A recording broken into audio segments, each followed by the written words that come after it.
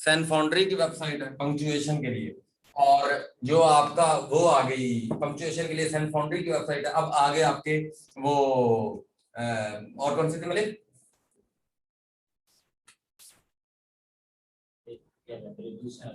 हाँ, प्रपोजिशन की कौन सी थी?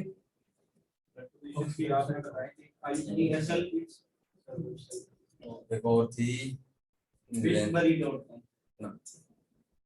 यानी जिससे क्वेश्चन आ रहे हैं। अच्छा, एक ना प्रोनाउन की है वेबसाइट ना, वो मैं आपको कल बताऊंगा, वो है पेड। तो हम कोशिश करेंगे, पेड है वो, यानी सेम भाईजान उससे सवाल उठा रहा है, सेम ऑप्शन दे रहा है, वो पेड है, उसके ना $3-4 उसकी फी है, तो मैं पे करके ना उसकी फीस तो जो है ना, फिर हम कोशिश करेंगे कि उसके प्रिंट निकलवा कर आपको दे दें और आप प्रैक्टिस कर लें उसके ऊपर। तो प्रोनाउन के ऊपर ये है। और वो कौन सी है वो antonym, antonym TES synonym antonym ना, सिनोनिम और एंटोनिम के लिए कौन सी है? TES WESM। हाँ, टेस वेसम ये वेबसाइट है, सिनोनिम और एंटोनिम सेम ऑप्शन सेम सब चीज उठा रहा है, यहीं से आ रहे हैं जो अभी तक आए हैं, सिनोनिम और एंटोनिम, टेस वेसम, टेस वेसम। और कौन सी ऐसी? अच्छा, वो जो है प्रेपोजिशन के लिए, प्रीपोजिशन, प्रीपोजिशंस के लिए ना एक आपकी है 7ESL, 7ESL वेबसाइट है एक, 7ESL, ये देख लेंगे ना आप तो इंशाल्लाह आपको 7ESL इसके अंदर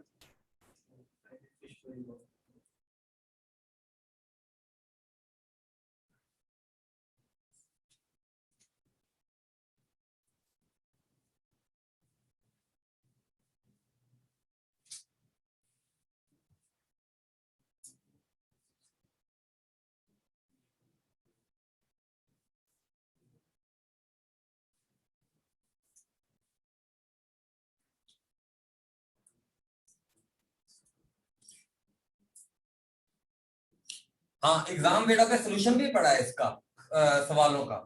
प्रीपोजिशन के लिए ये है, और ना बाकी मैं आपको ना उनके लिंक शेयर कर दूंगा, मैं कोशिश करूंगा कि आपको ना बाकी वेबसाइट्स के लिंक शेयर कर दूं, क्योंकि इसमें जो सिनोनिम एंटोनिम हो गए, प्रोनाउन की आ रही है और कंजंक्शन के ऊपर भी आ रहा है।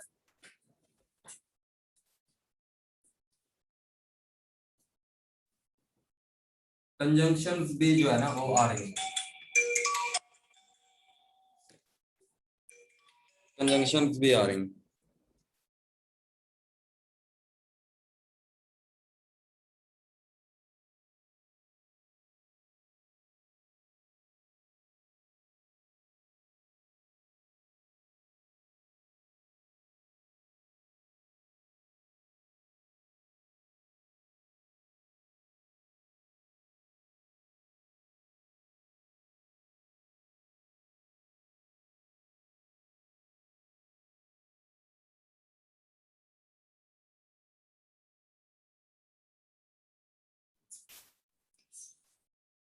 अच्छा, तो ये कंजंक्शंस के ऊपर, कंजंक्शंस बहुत ज्यादा इंपॉर्टेंट रहेंगी। आप ना, मैं आपको वैसे पर्सनल अगर अपना ओपिनियन बताऊं ना, तो आप ना इन वेबसाइटों के चक्करों में पढ़ने से बेहतर है, इनसे पढ़ने से बेहतर है पढ़े, इनके चक्करों में भी पढ़े, लेकिन ना कंजंक्शन का टॉपिक, प्रेपोजिशन का टॉपिक, अब देखो प्रीपोजिशन आई थी, it is between you and me. अब ये बिटवीन क्या है? ठीक है, तो अब ये तो सिंपल है, चलो जी ये सबको ही पता होता है कि यार बिटवीन जो है ना एक प्रेपोजिशन है। अब अलोंग के बारे में था, वॉकिंग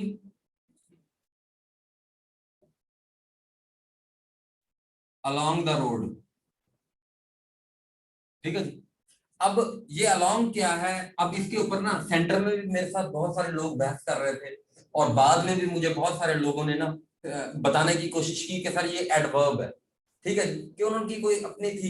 लेकिन मैंने जहां तक देखा है ना, जहां तक मैंने इस चीज को देखा है, अलोंग के बाद देखें रोड आ गया, एक नाउन, और प्रेपोजिशन हमेशा एक नाउन को जो है वो फॉलो करती है, ठीक है जी, तो प्रोसीड करती है। ठीक है जी। तो इसके बाद फौरन बाद नाउन आ गया है, तो ये एक प्रेपोजिशन ही है। तो प्रेपोजिशन भाईजान बहुत सारी आ रही है। उसके बाद फॉल्ट, फॉल्ट आ रहा था एक, फॉल्ट ऑफ अदर्स, या अब इन फॉल्ट इन पीपल या फॉल्ट ऑफ पीपल।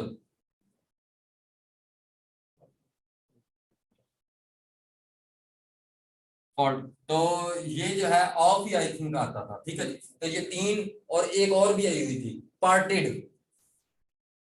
ये तो पुराना था पार्टेड। यानी चार चार प्रेपोजिशन आ रही है। तो प्रेपोजिशन के ऊपर एक 7 ESL, एक 7 ESL की वेबसाइट के ऊपर 350 प्रेपोजिशन दी गई हैं, और एक है उसकी इंग्लिश ऑनलाइन टेस्टिंग। ये वेबसाइट के ऊपर ना, लेकिन पहले थोड़ा सा रूल शूल्स को देखें, पहले अपनी कुछ बेसिक्स बनाएं, तो उसके बाद इसकी तरफ जाएं। मैं आपको ये कहूंगा, मैं आपको ये रेकमेंड करूंगा, पहले ना अटेम्प्ट, स्क्रीन ब्लर आ रही है,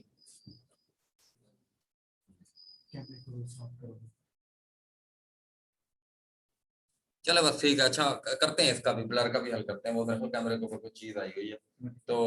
अच्छा, मैंने बहरहाल जो बातें बताई हैं, मैंने एक तो बताया है कि एग्जाम बेटा का आप इंग्लिश से करें, और उर्दू के लिए बेस्ट चीज है, उर्दू के लिए और कुछ भी ना करें, कलीद उर्दू।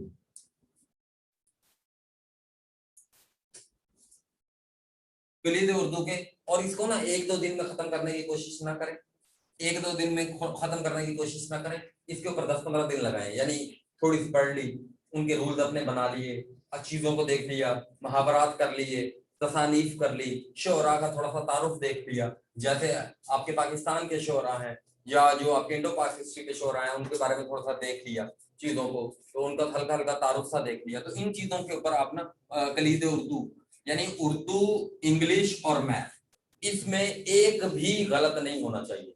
अच्छा, मेरा जो है ना, मैथ में कोई गलत नहीं हुआ, उर्दू में भी मेरा कोई गलत नहीं हुआ, ठीक है जी। इंग्लिश में 8 नन ऑफ दीज थे, इंग्लिश में मेरे भी गलत हुए हैं, ठीक है। तो मेरा दिल नहीं किया नन ऑफ दीज लगाने का, हालांकि मुझे लग रहा था कि इसका यार ये रूल है, मुझे रूल भी पता था, लेकिन मैंने कहा यार नन ऑफ दीज इतने, मैंने 2-3 तो लगा दिए, इसके बाद मेरी हिम्मत नहीं पड़ी इंग्लिश के नन ऑफ दीज लगाने की ना, तो हिम्मत ही नहीं पड़ी। मैंने कहा यार इतने नहीं होंगे, मैं ही कोई जो है ना, यानी इतना ट्रिकी हो जाता है जब आप रियल टाइम में बैठे होते हैं ना वहां पर, और आपके लाइन में निकल के 8 नन ऑफ दीज आ रहे हो, तो आपका हौसला नहीं पड़ता।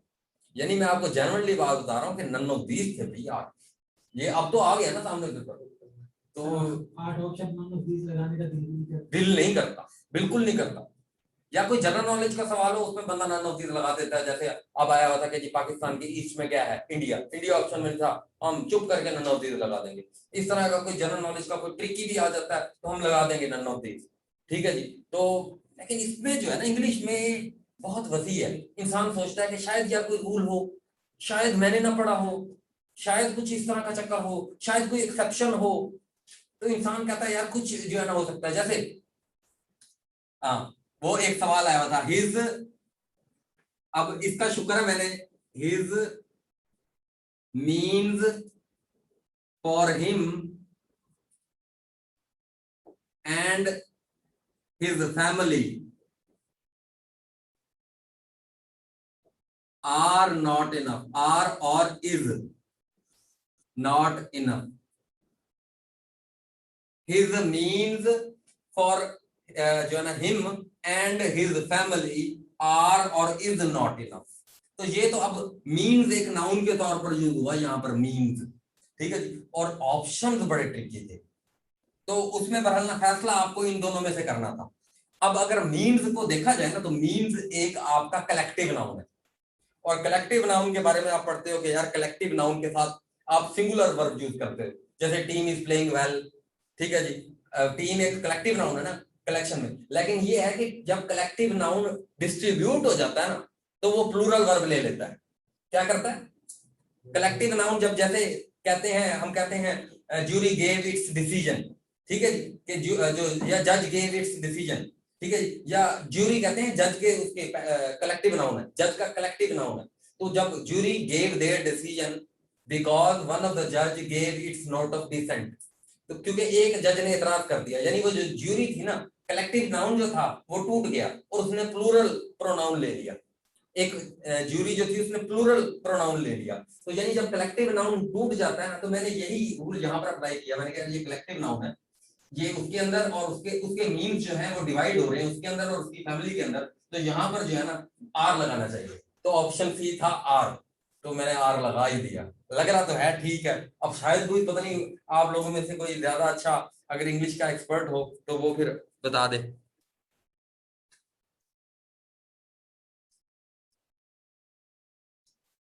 हाँ, अटेम्प्ट्स एट इक्विटिंग, ये भी गलत है मेरा।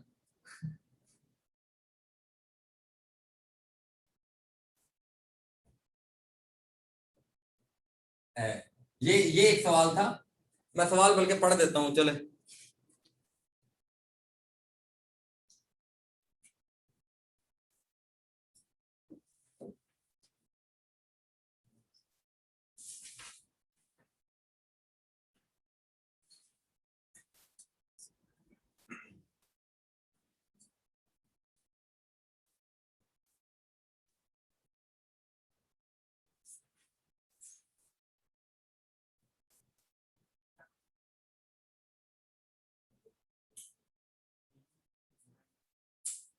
हाँ एक ये था, ये भी अच्छा, चलो इसको मिटा के लिखते हैं यार, ये तो लिखने वाला ये अभी उमर ने भेजा है, ये उमर ने भेजा है, उसे मिली है कोई वेबसाइट।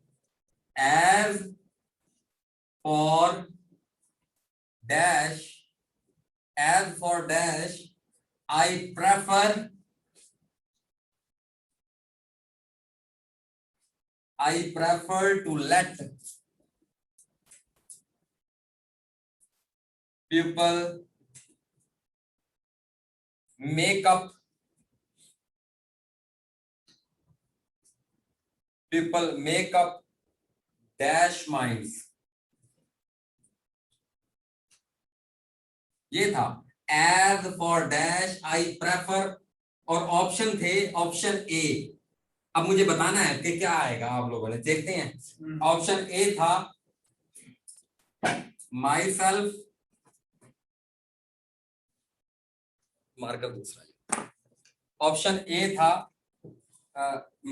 माई सेल्फ, और उसमें वो उमर तुमने नहीं बताना, उमर तुमने नहीं बताना।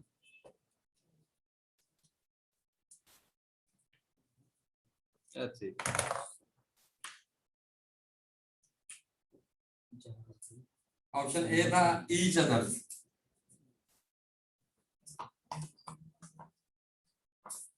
अच्छा ऑप्शन बी था,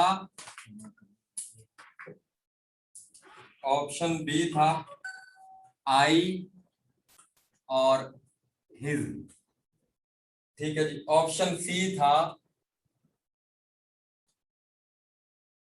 माइन और वन अनदर,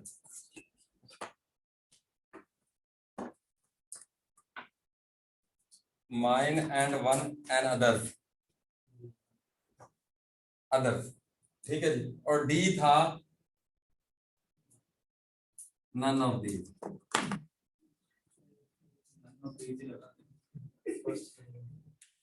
अच्छा एज ऑफ माई सेल्फ, अच्छा ये था जी, नजर आ रहा है, नजर आ रहा है सबको सेंटेंस? मैं ग्रुप में भेजता हूँ, ग्रुप में भी नहीं, ग्रुप में नहीं भेज सकता। ये बिल्कुल सेम आया हुआ था। As for dash I prefer to let people make up dash mind, और ऑप्शन ए था myself and each other, option B था I and his, option C था माइन एंड वन अनदर, और option D था none of these. अच्छा इसमें क्या, अच्छा ब्लर स्क्रीन है यार, ये स्क्रीन का कुछ, एक सेकंड ये कपड़े से साफ कर दो थोड़ा सा।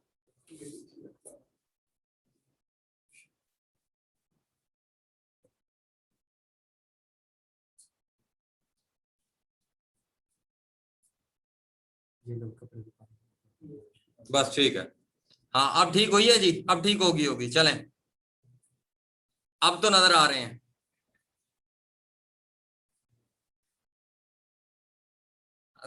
बताएं, अरसलान भाई ने मेरे को कुछ बताया। अरसलान भाई आप बताएं।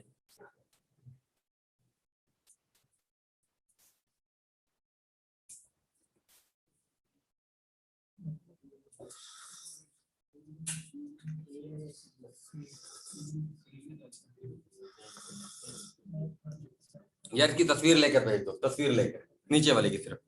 चलो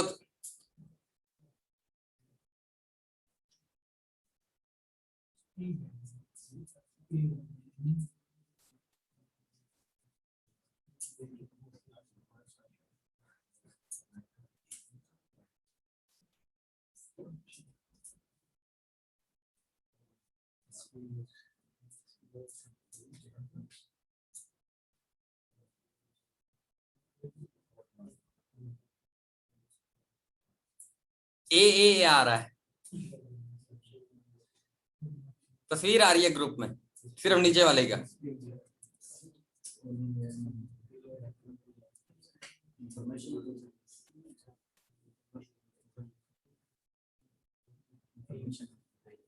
भेज दिए, भेज, तस्वीर आई है नेट पे, नीचे नीचे वाले की तरफ भेजिए ना।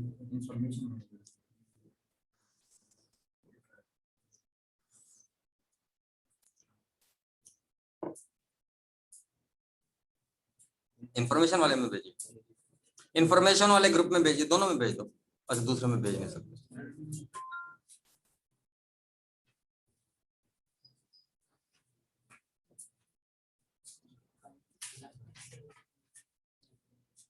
इंफॉर्मेशन वाले ग्रुप में भेजिए तस्वीर।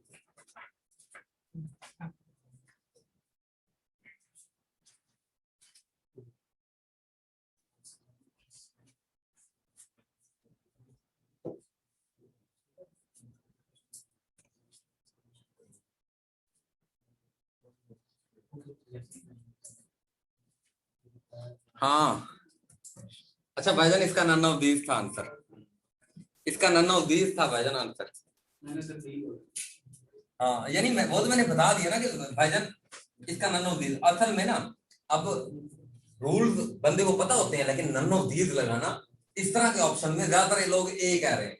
मैं तो सी लगा, मैं तो सी लगा।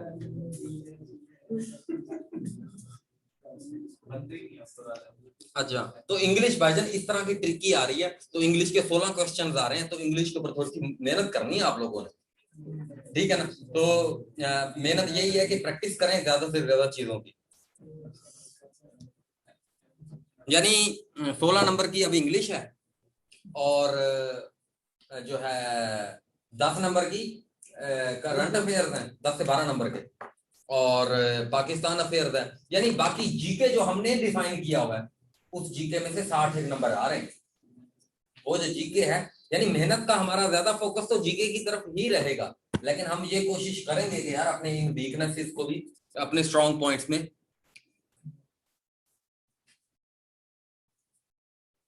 सर्वे वाली कौन सी वेबसाइट?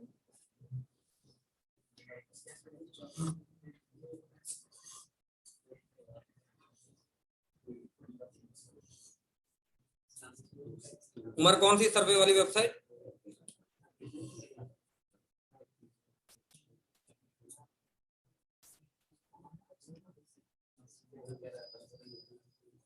नहीं वकास भाई, भाईजान none of these, none of these.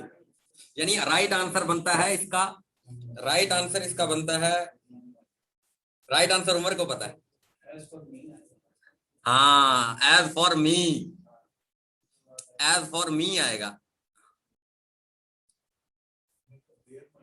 हाँ as for me make up their minds, ठीक है जी, मेकअप देयर माइंड्स, मी और देयर। अगर वो ऑप्शन में होता तो हम सब लोग ठीक लगाते, अगर वो ऑप्शन में होता, वो ऑप्शन में नहीं था। पता सबको होगा, जिनका हल्का फुल्का इंग्लिश का सेंस काम करता है ना, उनको पता होगा यार एज ऑफ मी होना चाहिए, एज फॉर मी होना चाहिए, क्योंकि जो है ऑब्जेक्टिव केस आना चाहिए यहाँ पर, ठीक है, ऑब्जेक्टिव केस आना चाहिए आई का, तो वो ठीक है, ऑब्जेक्टिव केस तो मी ही है। और यहाँ पर यार ये उसका पॉजिटिव केस आना चाहिए, पीपल का देयर ही है, ठीक है जी। और ईच अदर जो है, अगर आपको पता हो, और जो है ईच अदर, ये ज्यादा लोगों के लिए ईच अदर इस्तेमाल नहीं करते हैं, बहुत सारे जब लोग हों तो उनके लिए ईच अदर नहीं यूज करते।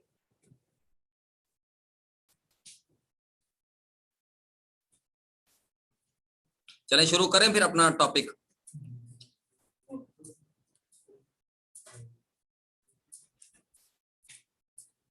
यार तुम अपना मोबाइल रख दो बेटा, आज ना सिग्नल का भी थोड़ा सा मसला है, वही चेक कर।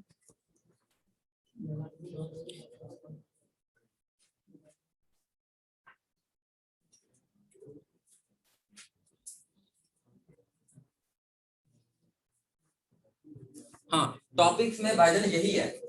टॉपिक में मैं टॉपिक बता देता हूँ, 16 नंबर को डिवाइड करता हूँ, 16 नंबर को डिवाइड करता हूँ। पहले नंबर पर 4 प्रेपोजिशन आ रही हैं भाईजान, उसके बाद 1 या 2 सिनोनिम या एंटोनिम आ रहे हैं, 4 और 1 लगाते हैं हम इसको, एवरेज 5 हो गए। उसके बाद 2 प्रोनाउन, 2 प्रोनाउन की मिस्टेक दे रहा है, बल्कि 3 दे रहा है, 3 प्रोनाउन की मिस्टेक लगाओ, ठीक है जी। 4 प्रेपोजिशन, 3 प्रोनाउन, और जो है आपकी वो कंजंक्शन, कंजंक्शन एक आ रही है, एक कंजंक्शन आ रही है, और एक जो है आपका नाउन के बारे में पूछा जा रहा है, ठीक है जी। और उसके बाद आपका और कौन सा टॉपिक है, हाँ आर्टिकल, आर्टिकल आ रहे हैं, दो आर्टिकल में से आ रहे हैं, और एक अदा पंक्चुएशन में से आ रहे हैं, 2 भी आ जाते हैं, और एक अदा ईडीएम भी आ रहा है। ये है आपके 16 नंबर की डिस्ट्रीब्यूशन। पढ़ी ही उसमें ना, यानी जिसको इंग्लिश पूरी तैयार है वही ले सकता है।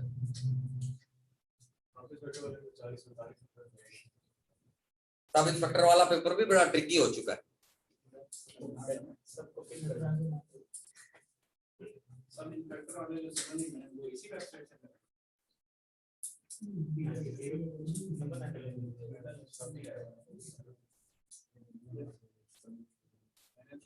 हाँ, आज नेट का ना ग्लोबल इशू है भाई।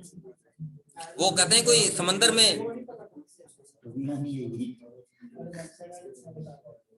अच्छा नहीं, ये मैं ना पेपर आपको पीडीएफ में दोबारा इसका करेक्ट करके भेज दूंगा मैं। मैंने आपके ग्रुप में भेजी हुई है पीडीएफ, ये जो हमारा ग्रुप है इसमें पेपर की पूरी पीडीएफ भेजी हुई है, बल्कि जो मैंने यूट्यूब पर शेयर किया है उसमें कुछ 2-3 गलतियां थी, उसको मैंने रिमूव किया। अब इस पीडीएफ के अंदर जो मजीद गलतियां होंगी मैं वो भी रिमूव करके आपको भेज दूंगा, और बाकी पेपर भी आप लोगों को भेज दूंगा। लेकिन जब मैं अपलोड कर लूंगा उसके बाद आप लोगों को भेजूंगा, यूट्यूब पर मैं अपलोड जब कर लूंगा उसके बाद आपको भेजूंगा, ठीक है। कमिटमेंट हमारी, तो आपको बाकी पेपर भी सारे मैं भेज दूंगा। यानी इंग्लिश को असेस करें, एक पैटर्न है, और पैटर्न यही है यार, पंक्चुएशन एक दिन का टॉपिक है। अगर तुम लोग अल्लाह की कसम बिल्कुल ईमानदारी से और सुकून से बैठकर, अपने अंदर से तेजियां निकालकर सुकून से बैठकर एक दिन पूरा पंक्चुएशन को दो। किसी भी चीज को करने का वन पेपर के लिए तरीकाकार ये होता है कि उसके रूल्स एंड रेगुलेशंस देखो, रूल्स एंड रेगुलेशंस देखकर उसको अच्छी तरह उसकी हाव-नाव बिठा लो 5-6 घंटे में। उसके बाद 5-6 घंटे ये जो मैंने सोर्सेज बताए हैं, इन सोर्सेज पर उन रूल्स के मुताबिक प्रैक्टिस करो, बस वो टॉपिक आपको याद रह जाएगा। फिर उसके बाद उसको रिवाइज करते रहो, उसको जो है डिफरेंट वेबसाइट्स पर अपने जो कॉन्सेप्ट बनाया है पंक्चुएशन के बारे में उसको आजमाते रहो, यार वो मेरा कॉन्सेप्ट यहाँ पर फिट बैठ रहा है, यार यहाँ पर फिट बैठ रहा है। अब आर्टिकल है, आर्टिकल के बारे में अपना कॉन्सेप्ट बनाओ कि ए और एन आर्टिकल जो है ये आपके, अब देखिए इंग्लिश की हर चीज जो है ना वो बेसिक्स से जुड़ी हुई है, अपनी बेसिक्स जो है ना वो थोड़ी सी स्ट्रॉन्ग करें। यानी noun, pronoun, noun, countable noun कौन से होते हैं। अब अगर आपको ये नहीं पता ना कि काउंटेबल नाउन और अनकाउंटेबल नाउन कौन से होते हैं, आप आर्टिकल कभी नहीं सीख सकते। काउंटेबल और अनकाउंटेबल नाउन के साथ आर्टिकल जुड़े हुए हैं। काउंटेबल और अनकाउंटेबल वो जो आप कह रहे थे अलिफ और अलिफ, बिल्कुल गलत बात है। हाँ, वो इस तरह की बिल्कुल भी बात नहीं होनी चाहिए। हाँ, यानी अगर वो काउंटेबल बात ऐसा होता है कि आपका आर्टिकल लगता ही नहीं है, ओमिशन के केस में आप क्या करोगे, आप तो अलिफ बदा और अलिफ वाले केस में लगा दोगे, आपको ये आता है। लेकिन अगर उधर लगता ही नहीं, अगर एक जगह आर्टिकल लगता ही नहीं तो फिर वहां पर क्या करेंगे। और पीपीएससी में वही केस आएगा जहां पर आर्टिकल लगता ही नहीं होगा, और क्या ऑप्शन होगा, नन ऑफ दीज। और उसके लिए आपको फुल कमांड चाहिए उस टॉपिक के ऊपर। नन ऑफ दीज का ऑप्शन आपको क्या रेकमेंड कर रहा है, नन ऑफ दीज का ऑप्शन ये रेकमेंड कर रहा है कि जनाबे वाला इस टॉपिक के बारे में अपनी कमांड बनाइए, इस टॉपिक के बारे में अपने आप के अंदर एक अथॉरिटी बनिए कि आप बता सकें कि इसका नन ऑफ दीज है, आपके पास ये अथॉरिटी और ये कमांड हो, आपसे ये अब वन पेपर वाला एक्सपेक्ट कर रहा है, ठीक है जी। और पंक्चुएशन का हो गया। इसी तरीके से प्रेपोजिशन की प्रैक्टिस, उसमें जो है थोड़ा सा डिस्टिंग्विश करें कि क्या चीज फिक्स है और क्या चीज जो है वो फ्लेक्सिबल है। इंग्लिश के ऊपर ऐसा ऐसा शुरू से अपनी मेहनत करना शुरू करें, स्टार्ट से, फिर जाकर आपकी 10-15 दिन में बेसिक्स इंप्रूव हो जाएंगी, आपको हल्का सा एक सेंस मिल जाएगा। तो यार इसकी तस्वीर बना दो।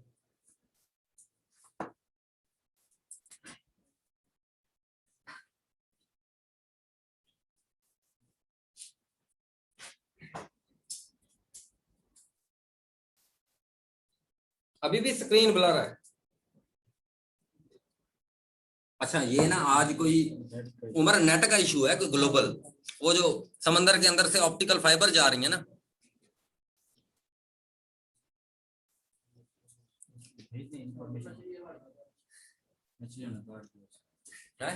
मछली जो शार्क मछली है ना, उसने उस ऑप्टिकल फाइबर जिधर से हमारा नेट आ रहा है, डायरेक्ट जो हमारा समंदर से हमारा नेट जहां पर कनेक्ट हो रहा है ना, वो उसने वहां पर चक मार दिया। ठीक है जी, शार्क ने वहां पर चक मार दिया।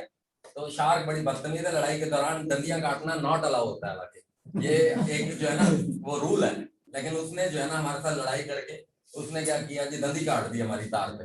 तो है हाँ, हम नहीं, हमारा नेट तो इन अमेरिका से नेट आता है तो सब पे है, हमारा नेट अमेरिका से आ रहा है। आईबीएस इंफॉर्मेशन, आईबीएस इंफॉर्मेशन में मैं, बल्कि मुझे भेज दो, मैं तस्वीर आ रही है, ठीक है। अच्छा मैं आज कोशिश करूंगा ज्यादा बोर्ड पे ना लिखूं, कल आपका, अब टॉपिक शुरू कर लेते हैं, हम अपना अपना टॉपिक शुरू करते हैं, और मैं कोशिश करता हूं कि आप, हमने जो कल पढ़ा है पहले आपको वो एलैबोरेट कर दूं, ठीक है, पहले वो आपको एलैबोरेट कर दूं। और क्योंकि जो कुछ मर्जी है, इन चीजों में गुम होकर जीके को नहीं भूलना, इन चीजों में गुम होकर जीके को नहीं भूलना, और जीके में गुम होकर इन चीजों को नहीं भूलना। हर चीज की एक इंपॉर्टेंस समझो और उसको उसकी इंपॉर्टेंस दो, दिस इज कंपटीशन। और हम क्यों नहीं शॉर्ट लिस्ट हो पाते? क्योंकि जिसकी जो लेवल होता है, जिसका जो मकाम होता है, हम उसको वो मकाम नहीं दे रहे होते। किसी एक चीज में एक्सपर्ट बनना शुरू हो जाते हैं, यार बस उर्दू दान बनना है, आज ये इंग्लिश दान बनना है, और कंसिस्टेंसी होती नहीं है, फिर फौरन दिमाग में आता है यार जीके का वो वाला टॉपिक तो रह गया, यार वो वाला तो करना था, वही बस। यानी किसी एक चीज के ऊपर उतनी ज्यादा एफर्ट नहीं लगानी कि जिससे आपकी दूसरी चीजें जो है वो इफेक्ट होना शुरू हो जाए, बस। हाँ, वीक में एक आधा दिन लाजमी रिवाइज भी रखें। हाँ, मैं देखें, मैं तो यहाँ पर डेली आपको रिवाइज करवाता हूँ। कहां से शुरू करता हूँ जी? शुरू करते हैं जी, स्टार्ट करते हैं, लेट्स स्टार्ट।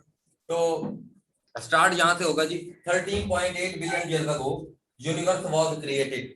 ठीक है जी, यूनिवर्स जो सिंगुलैरिटी थी, बिग बैंग जॉर्ज लेमार्टे, और एक्सपेंडिंग यूनिवर्स जो है वो हबल। उसके बाद उसने कहा कि उससे क्या बना जी, आपका एक जो सबसे बड़ी बॉडी बन गई वो गैलेक्सी बन गई, और आपकी गैलेक्सी जो है वो मिल्की वे गैलेक्सी है, जिसकी शेप स्पाइरल है और जिसका पाथ एलिप्टिकल है, और आपकी मिल्की वे गैलेक्सी के साथ एंड्रोमेडा गैलेक्सी है। उसके बाद आप, उसने कहा कि उससे जो छोटी बॉडी बनी वो बॉडी थी आपकी जो है वो स्टार।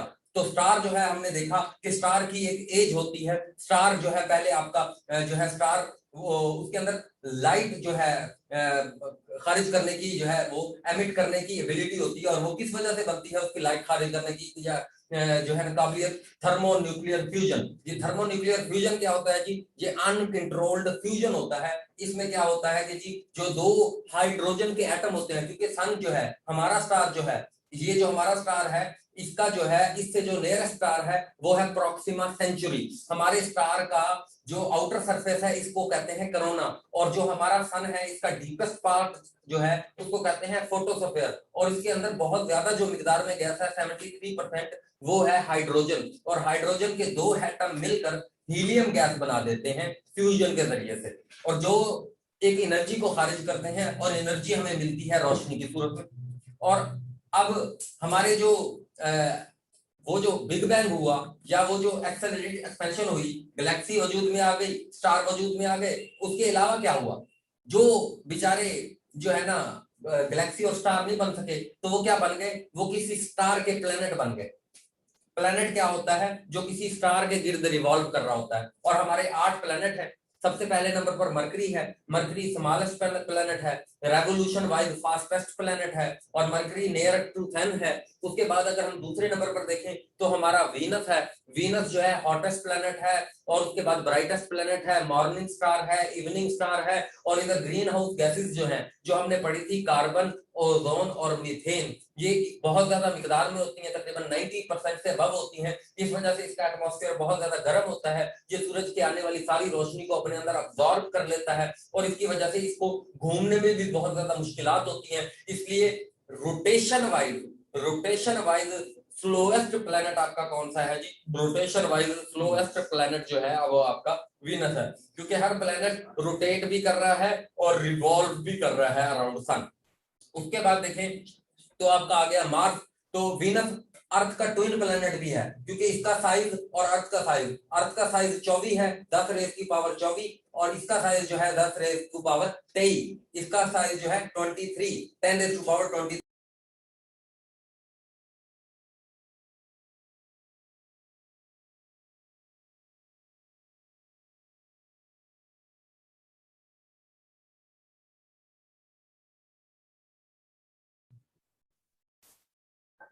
हालांकि 4G इसके साथ, अच्छा कहां पर हम छूटे हुए हैं जरा बताना, कहां से आपको नहीं समझ आया? समझ आ रहा है तो मैसेज करें। सब करेक्ट है, सब करेक्ट है। स्क्रीन पर मैं कुछ नहीं लिख रहा अभी। हाँ, स्क्रीन पर मैं कुछ नहीं लिख रहा अभी, अभी आपको सिर्फ सिर्फ पिछला रिपीट करवा रहा हूँ। स्क्रीन पर कुछ नहीं लिख रहा। आवाज ठीक नहीं आ रही, नेटवर्क इशू है।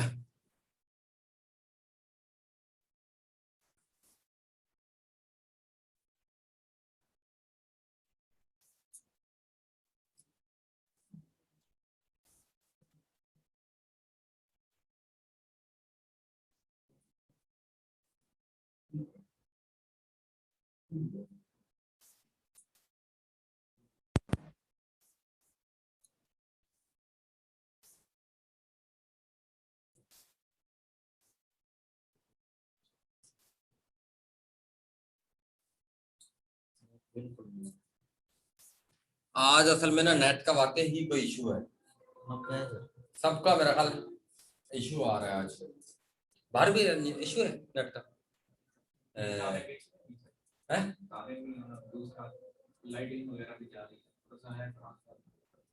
नहीं हमारा तो 4G लगा हुआ है।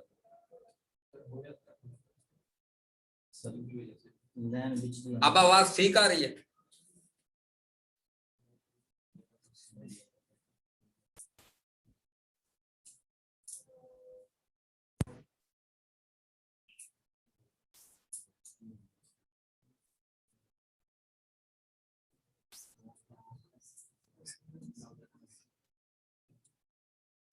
अच्छा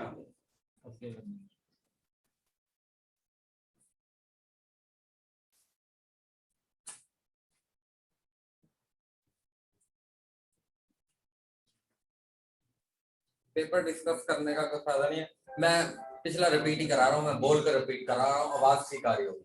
अच्छा, उसके बाद मैं आवाज ऐसा कर लेता हूँ। उसके बाद आपका अर्थ जो है वो 5th लार्जेस्ट प्लेनेट है और अर्थ ओनली बायोस्फीयर है इन द यूनिवर्स। और अर्थ की अगर मैं हम बात करें तो अर्थ के बारे में हमने एटमॉस्फेरिक कंपोजिशन पढ़ी, सारी कंपोजिशन पढ़ी।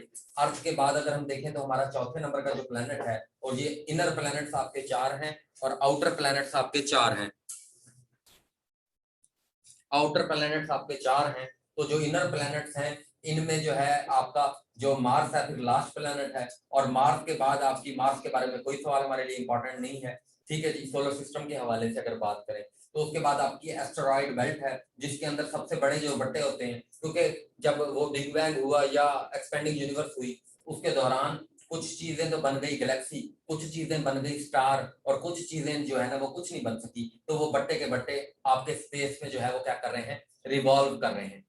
और ये जो आपके सोलर सिस्टम के बट्टे हैं इन्हें क्या कहते हैं आप, एस्टेरॉइड बेल्ट। और ये एस्टेरॉइड बेल्ट किन दो सियारों के दरमियान है, किन दो प्लैनेट्स के दरमियान है, जुपिटर और मार्स के दरमियान है। और इस एस्टेरॉइड बेल्ट में है क्या, एस्टेरॉइड है, सबसे बड़े वाले बट्टे एस्टेरॉइड, सबसे बड़े स्टोन्स एस्टेरॉइड्स। तो एस्टेरॉइड्स के बाद आपके क्या है जी, छोटे वाले बट्टों को कहते हैं कॉमेट्स, छोटे वाले स्टोन्स को कहते हैं कॉमेट्स। तो इन कॉमेट्स में से अगर कोई कॉमेट आपकी अर्थ एटमॉस्फेयर की तरफ आने लगता है उसको कहते हैं मेटेओर, मेटेओर शूटिंग स्टार।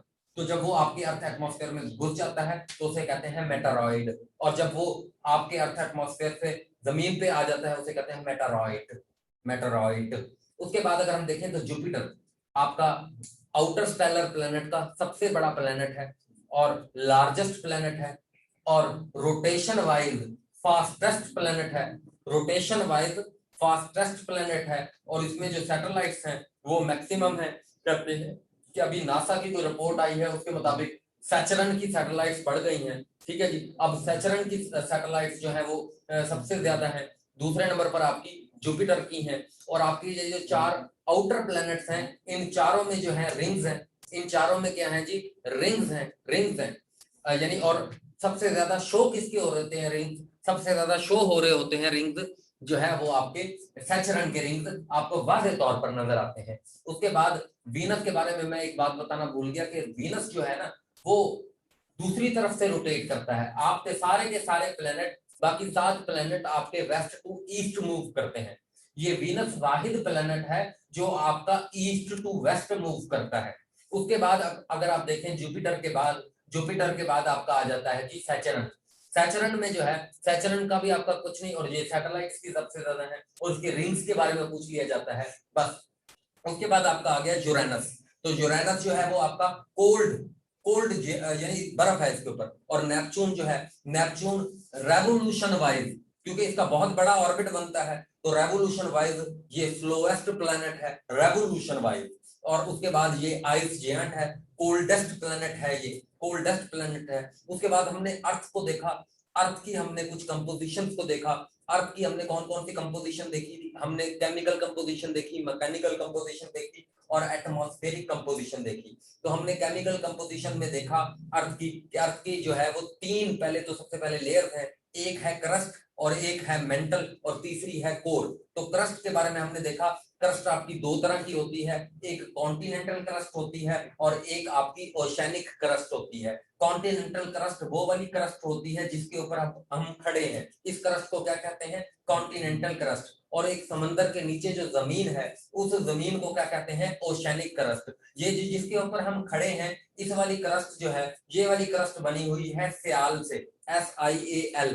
तो Si से बन गया आपका सिलिकॉन और Al से बन गया एल्यूमिनियम। तो ये सिलिकॉन और एल्यूमिनियम से मिलकर बनी हुई है ये क्रस्ट। और जो आपकी ओशैनिक क्रस्ट है वो बनी हुई है सीमा से, Si से बन गया सिलिकॉन और Ma से बन गया मैग्नीशियम। उसके बाद अगर हम देखें आपकी मेंटल, तो ये आपकी मेंटल 2 हिस्सों में डिवाइड हुई है। तो ये मेंटल जो है आउटर मेंटल और आपकी इनर मेंटल, ठीक है जी, अपर मेंटल और सॉरी लोअर मेंटल। तो आपकी ये जो है सॉलिड स्टेट में है, आपकी क्रस्ट भी सॉलिड स्टेट में है और आपकी जो मेंटल है ये भी सॉलिड स्टेट है। मैटर की 3 स्टेट्स होती हैं बेसिक, एक होती है सॉलिड और दूसरी होती है लिक्विड और तीसरी होती है गैस। और एक स्टेट को दूसरी स्टेट में कन्वर्ट करने के लिए आपको एनर्जी चाहिए होती है। जैसे अगर आपके पास लिक्विड है तो उसको आप गर्म करोगे तो वो गैस में कन्वर्ट हो जाएगा। जैसे आपके पास आइस है, आइस आपके पास सॉलिड है, इसको आप हीट दोगे ये पानी लिक्विड में कन्वर्ट हो जाएगी। इसी तरीके से अगर आप गैस को बहुत ज्यादा एनर्जी देते हो तो वो मैटर की चौथी पोजीशन जिसे आप प्लाज्मा कहते हो उसमें कन्वर्ट भी हो सकती है। तो मैटर की बेसिकली यानी चौथी किस्म जो है वो सूरज है, प्लाज्मा, ठीक है जी। बेसिक इसकी 3 हालतें हैं और एक हालत को दूसरी हालत में बदला जा सकता है। इसके लिए हमने डिस्कस किया था आपका एवेपोरेशन, ठीक है जी। एवेपोरेशन क्या होता है, जब आपका जो है लिक्विड जो है वो गैस में कन्वर्ट हो जाता है। और कंडेंसेशन, जब आपका गैस जो है वो लिक्विड में कन्वर्ट होती है, this is called your condensation. और जब आपका डायरेक्टली जब कोई जो है आपका सॉलिड वो गैस में कन्वर्ट हो जाता है या आपकी गैस डायरेक्ट सॉलिड में कन्वर्ट हो जाती है। तो इस प्रोसेस को क्या कहते हो जी? आप सब्लिमेशन कहते हो। जैसे आप कोयले के जलने को कहते हो, कोयला जलाते हो वो बुखारात में तब्दील हो जाता है, this is called your sublimation. तो अब हम बात कर रहे थे अपर मेंटल की और लोअर मेंटल की। ये आपके सॉलिड स्टेट में होते हैं, यानी ये ठोस होते हैं। उसके बाद आपकी कोर जो है ये भी दो हिस्सों में तकसीम हुई हुई है, एक आउटर कोर है और एक इनर कोर है। आपकी जो आउटर कोर है जमीन की पूरी तीनों लेयर में एक वाहिद कोर है जो कि लिक्विड हालत में है, और ये जो आपकी कोर है ये आयरन और निकल से मिलकर बनी हुई है। ये आयरन और निकल से मिलकर बनी हुई है। आपकी ये जो कोर है आयरन और निकल। फिर इन तीनों के एतबारात से हमने अर्थ की डिफरेंट कंपोजिशन देखी थी। सबसे पहले केमिकल कंपोजिशन में अगर हम देखें तो क्रस्ट की जो केमिकल कंपोजिशन है इसमें जो आपका ऑक्सीजन है मोस्ट अबंडेंट एलिमेंट वो 46% है, और दूसरे नंबर पर आपका सिलिकॉन है वो 21% है। उसके बाद 28% है, सॉरी 28% है, 46 और उसके बाद 28% है। उसके बाद अगर हम देखें तो तीसरे नंबर पर इसमें एल्यूमिनियम है जो कि 8.8% है। उसके बाद अगर हम देखें तो आयरन है चौथे नंबर पर, और आयरन जो है हमारे पास 5% है। उसके बाद जो है फोर्थ नंबर पे, उसके बाद अगर हम देखें फिफ्थ नंबर पर आपका कैल्शियम है। उसके बाद जो है सिक्स नंबर पर सोडियम और मैग्नीशियम भी इसमें मौजूद है। उसके बाद अगर हम देखें तो ये तो हो गई इसकी केमिकल कंपोजिशन। और मैकेनिकल कंपोजिशन के हवाले से हमने देखा था कि अर्थ की 3 लेयर हमने बेसिक देखी थी, वैसे लिथोस्फीयर, एस्थेनोस्फीयर और मीजोस्फीयर। तो अगर हम मैकेनिकली देखें तो हम अर्थ के किस पोर्शन पर रहते हैं? तो हम लिथोस्फीयर पे रहते हैं, क्योंकि lithosphere is equal to crust and upper mantle. ठीक है जी। उसके बाद अगर आप देखो तो आपकी ये मैकेनिकल कंपोजिशन हो गई। मैकेनिकल कंपोजिशन के बाद हमने आपकी देखी थी जो है आपकी एटमॉस्फेरिक कंपोजिशन। तो एटमॉस्फेरिक कंपोजिशन पानी पी के बताता हूँ।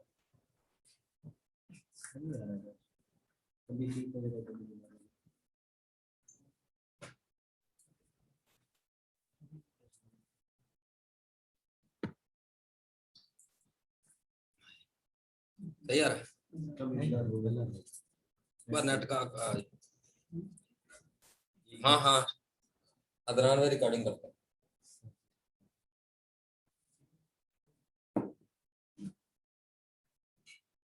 अच्छा, एटमॉस्फेरिक कंपोजिशन में हमने देखा था कि अर्थ की जो बेसिक लेयर है वो 4 है, और वैसे ओवरऑल देखा जाए तो अर्थ की 5 लेयर है। अगर अर्थ की बेसिक लेयर की बात करूं तो आपकी सबसे पहले ट्रोपोस्फीयर, उसके बाद स्ट्रेटोस्फीयर, स्ट्रेटोस्फीयर के बाद मीजोस्फीयर, और मीजोस्फीयर के बाद आपकी आ गई थर्मोस्फीयर, और थर्मोस्फीयर को आप आयोनोस्फीयर भी कहते हो। और अगर ओवरऑल 5वीं लेयर देखी जाए तो एक्सोस्फीयर। तो आपकी जो ट्रोपोस्फीयर है, ट्रोपोस्फीयर इसमें आपकी 78% जो है वो नाइट्रोजन है, और नाइट्रोजन का हमने देखा था कि नाइट्रोजन का 14 एटॉमिक नंबर है, और जो है 7 एटॉमिक नंबर है, और मास नंबर 14 हो जाएगा। ठीक है जी। तो अब उसके बाद नाइट्रोजन हमने देखा कि नाइट्रोजन जो है वो आपके प्लांट्स के लिए, एग्रीकल्चर के लिए भी बहुत ज्यादा इंपॉर्टेंट है, आपके फूड एलिमेंट के लिए बहुत ज्यादा इंपॉर्टेंट है। उसके बाद दूसरे नंबर पर ऑक्सीजन हमने देखी। तो ऑक्सीजन आपकी मैक्सिमम जो है वो ओशन से आती है 50 to 80%। उसके अलावा आपकी जमीन के ऊपर जो ऑक्सीजन के सोर्सेज हैं वो आपके प्लांट्स हो सकते हैं, और आपके जो ग्रीनरी है ये भी आपके सोर्सेज हो सकते हैं। और इसमें जो ऑक्सीजन है वो 1773 में प्रिस्टली ने डिस्कवर की थी, और इसका जो नाम है वो लवोदियर ने दिया था 1774 में। तो ऑक्सीजन भी 21% है आपके एटमॉस्फेयर में, और बहुत इंपॉर्टेंट गैस है। उसके बाद अगर हम देखें तो 0.9% आपके एटमॉस्फेयर में आर्गन है, और अगर हम देखें मजीद इसमें तो फोर्थ मोस्ट अबंडेंट एलिमेंट जो है वो आपका कार्बन है, वो 0.04% है। और जिसकी वजह से हमने देखा था कि ग्रीन हाउस इफेक्ट हो रहा था। ग्रीन हाउस इफेक्ट क्या है कि आपके जो एनवायरनमेंट है उससे ग्रीनरी खत्म हो रही है, और जो कार्बन एमिशन है वो ज्यादा हो रही है, और कार्बन एमिट करने वाली जो सबसे ज्यादा चीज है वो आपकी इंडस्ट्रीज है, आपकी ट्रांसपोर्ट है। इस तरह के जो एलिमेंट्स है ये धुआं खारिज करते हैं, और धुएं में कार्बन होता है, और जिसकी वजह से आपके जो है वार्मिंग हो रही है, ग्लोबल वार्मिंग हो रही है। आपके जो टेम्परेचर है वो बहुत ज्यादा इंक्रीज हो रहे हैं, और इसको कंट्रोल करने के लिए ग्लोबली अगर हम देखें तो कियोटो प्रोटोकॉल 1987 में बनाया गया था, 1997 में, और 2005 में इसको इन्फोर्स किया गया था। और जो है इसके ऊपर सही तरीके से अमल नहीं हो रहा, क्योंकि अभी भी दुनिया के जो टेम्परेचर हैं वो उसी जो है हिसाब से बढ़ ही जा रहे हैं। और दूसरा हमने इसमें देखा था इस लेयर में कि हमारे नाइट्रोजन 78%, ऑक्सीजन 21%, 0.9% आर्गन, और उसके बाद आपकी जो है कार्बन 0.04, और इसमें एक और चीज होती है वाटर वेपर। ये मैंने नहीं बताया था आपको। तो वाटर वेपर ना आपके जो ये गैसियस फॉर्म होती है वाटर की। वाटर की गैसियस फॉर्म क्या होती है जी? Water vapour. तो ये भी आपके एटमॉस्फेयर में होते हैं। तो ये लेस देन 1% होते हैं ये भी, क्योंकि आपका टोटली 1% ही रह गया है। तो ये आपकी जो है ये भी हीट अब्सॉर्ब करते हैं, और स्मोक फोग ये सारी चीजें इन्हीं की वजह से हो रही होती है। ठीक है जी, वाटर वेपर्स की भी मिकदार आपके एटमॉस्फेयर में होती है, ये भी आप लिख लेंगे। Water vapours are very important phenomena, और इस बारे के बारे में आपसे सवाल पूछ लिए जाते हैं कि वाटर वेपर्स भी आपके एटमॉस्फेयर का एक एलिमेंट है। उसके बाद अगर हम दूसरी लेयर देखें तो दूसरी लेयर में आपका स्ट्रेटोस्फेयर है। पहली लेयर की जो है वो 0 से लेकर 12 किलोमीटर तक हाइट थी, अल्टीट्यूड जो है। दूसरे का 12 से लेकर 50 किलोमीटर तक आपका अल्टीट्यूड है, और इस 12 से 50 किलोमीटर के अल्टीट्यूड में अगर आप देखें तो 15 से 35 किलोमीटर तक आपकी ओजोन लेयर है। ये ओजोन लेयर क्या है? ये ओजोन लेयर वो लेयर है जो आपकी जमीन को अल्ट्रावायलेट रेज से बचाती है। अल्ट्रावायलेट रेज जो सूरज की रोशनी के अंदर होती हैं, उनसे आपकी जमीन को ये बचाती है आपकी ओजोन लेयर। लेकिन ओजोन लेयर को आप डिप्लीट कर रहे हो, यानी इसकी जो 12 से 35 किलोमीटर की चौड़ाई है आप इसको दिन ब दिन कम कर रहे हो। आप कैसे कम कर रहे हो? आपके जो रेफ्रिजरेटर घर में लगे हुए हैं वो एक जो मटेरियल है, या जो आप प्लास्टिक बैग यूज करते हो, वो एक गैस है वो जिसको कहते हैं क्लोरोफ्लोरोकार्बन CF4, क्लोरोफ्लोरोकार्बन। ठीक है जी, CFC क्लोरोफ्लोरोकार्बन।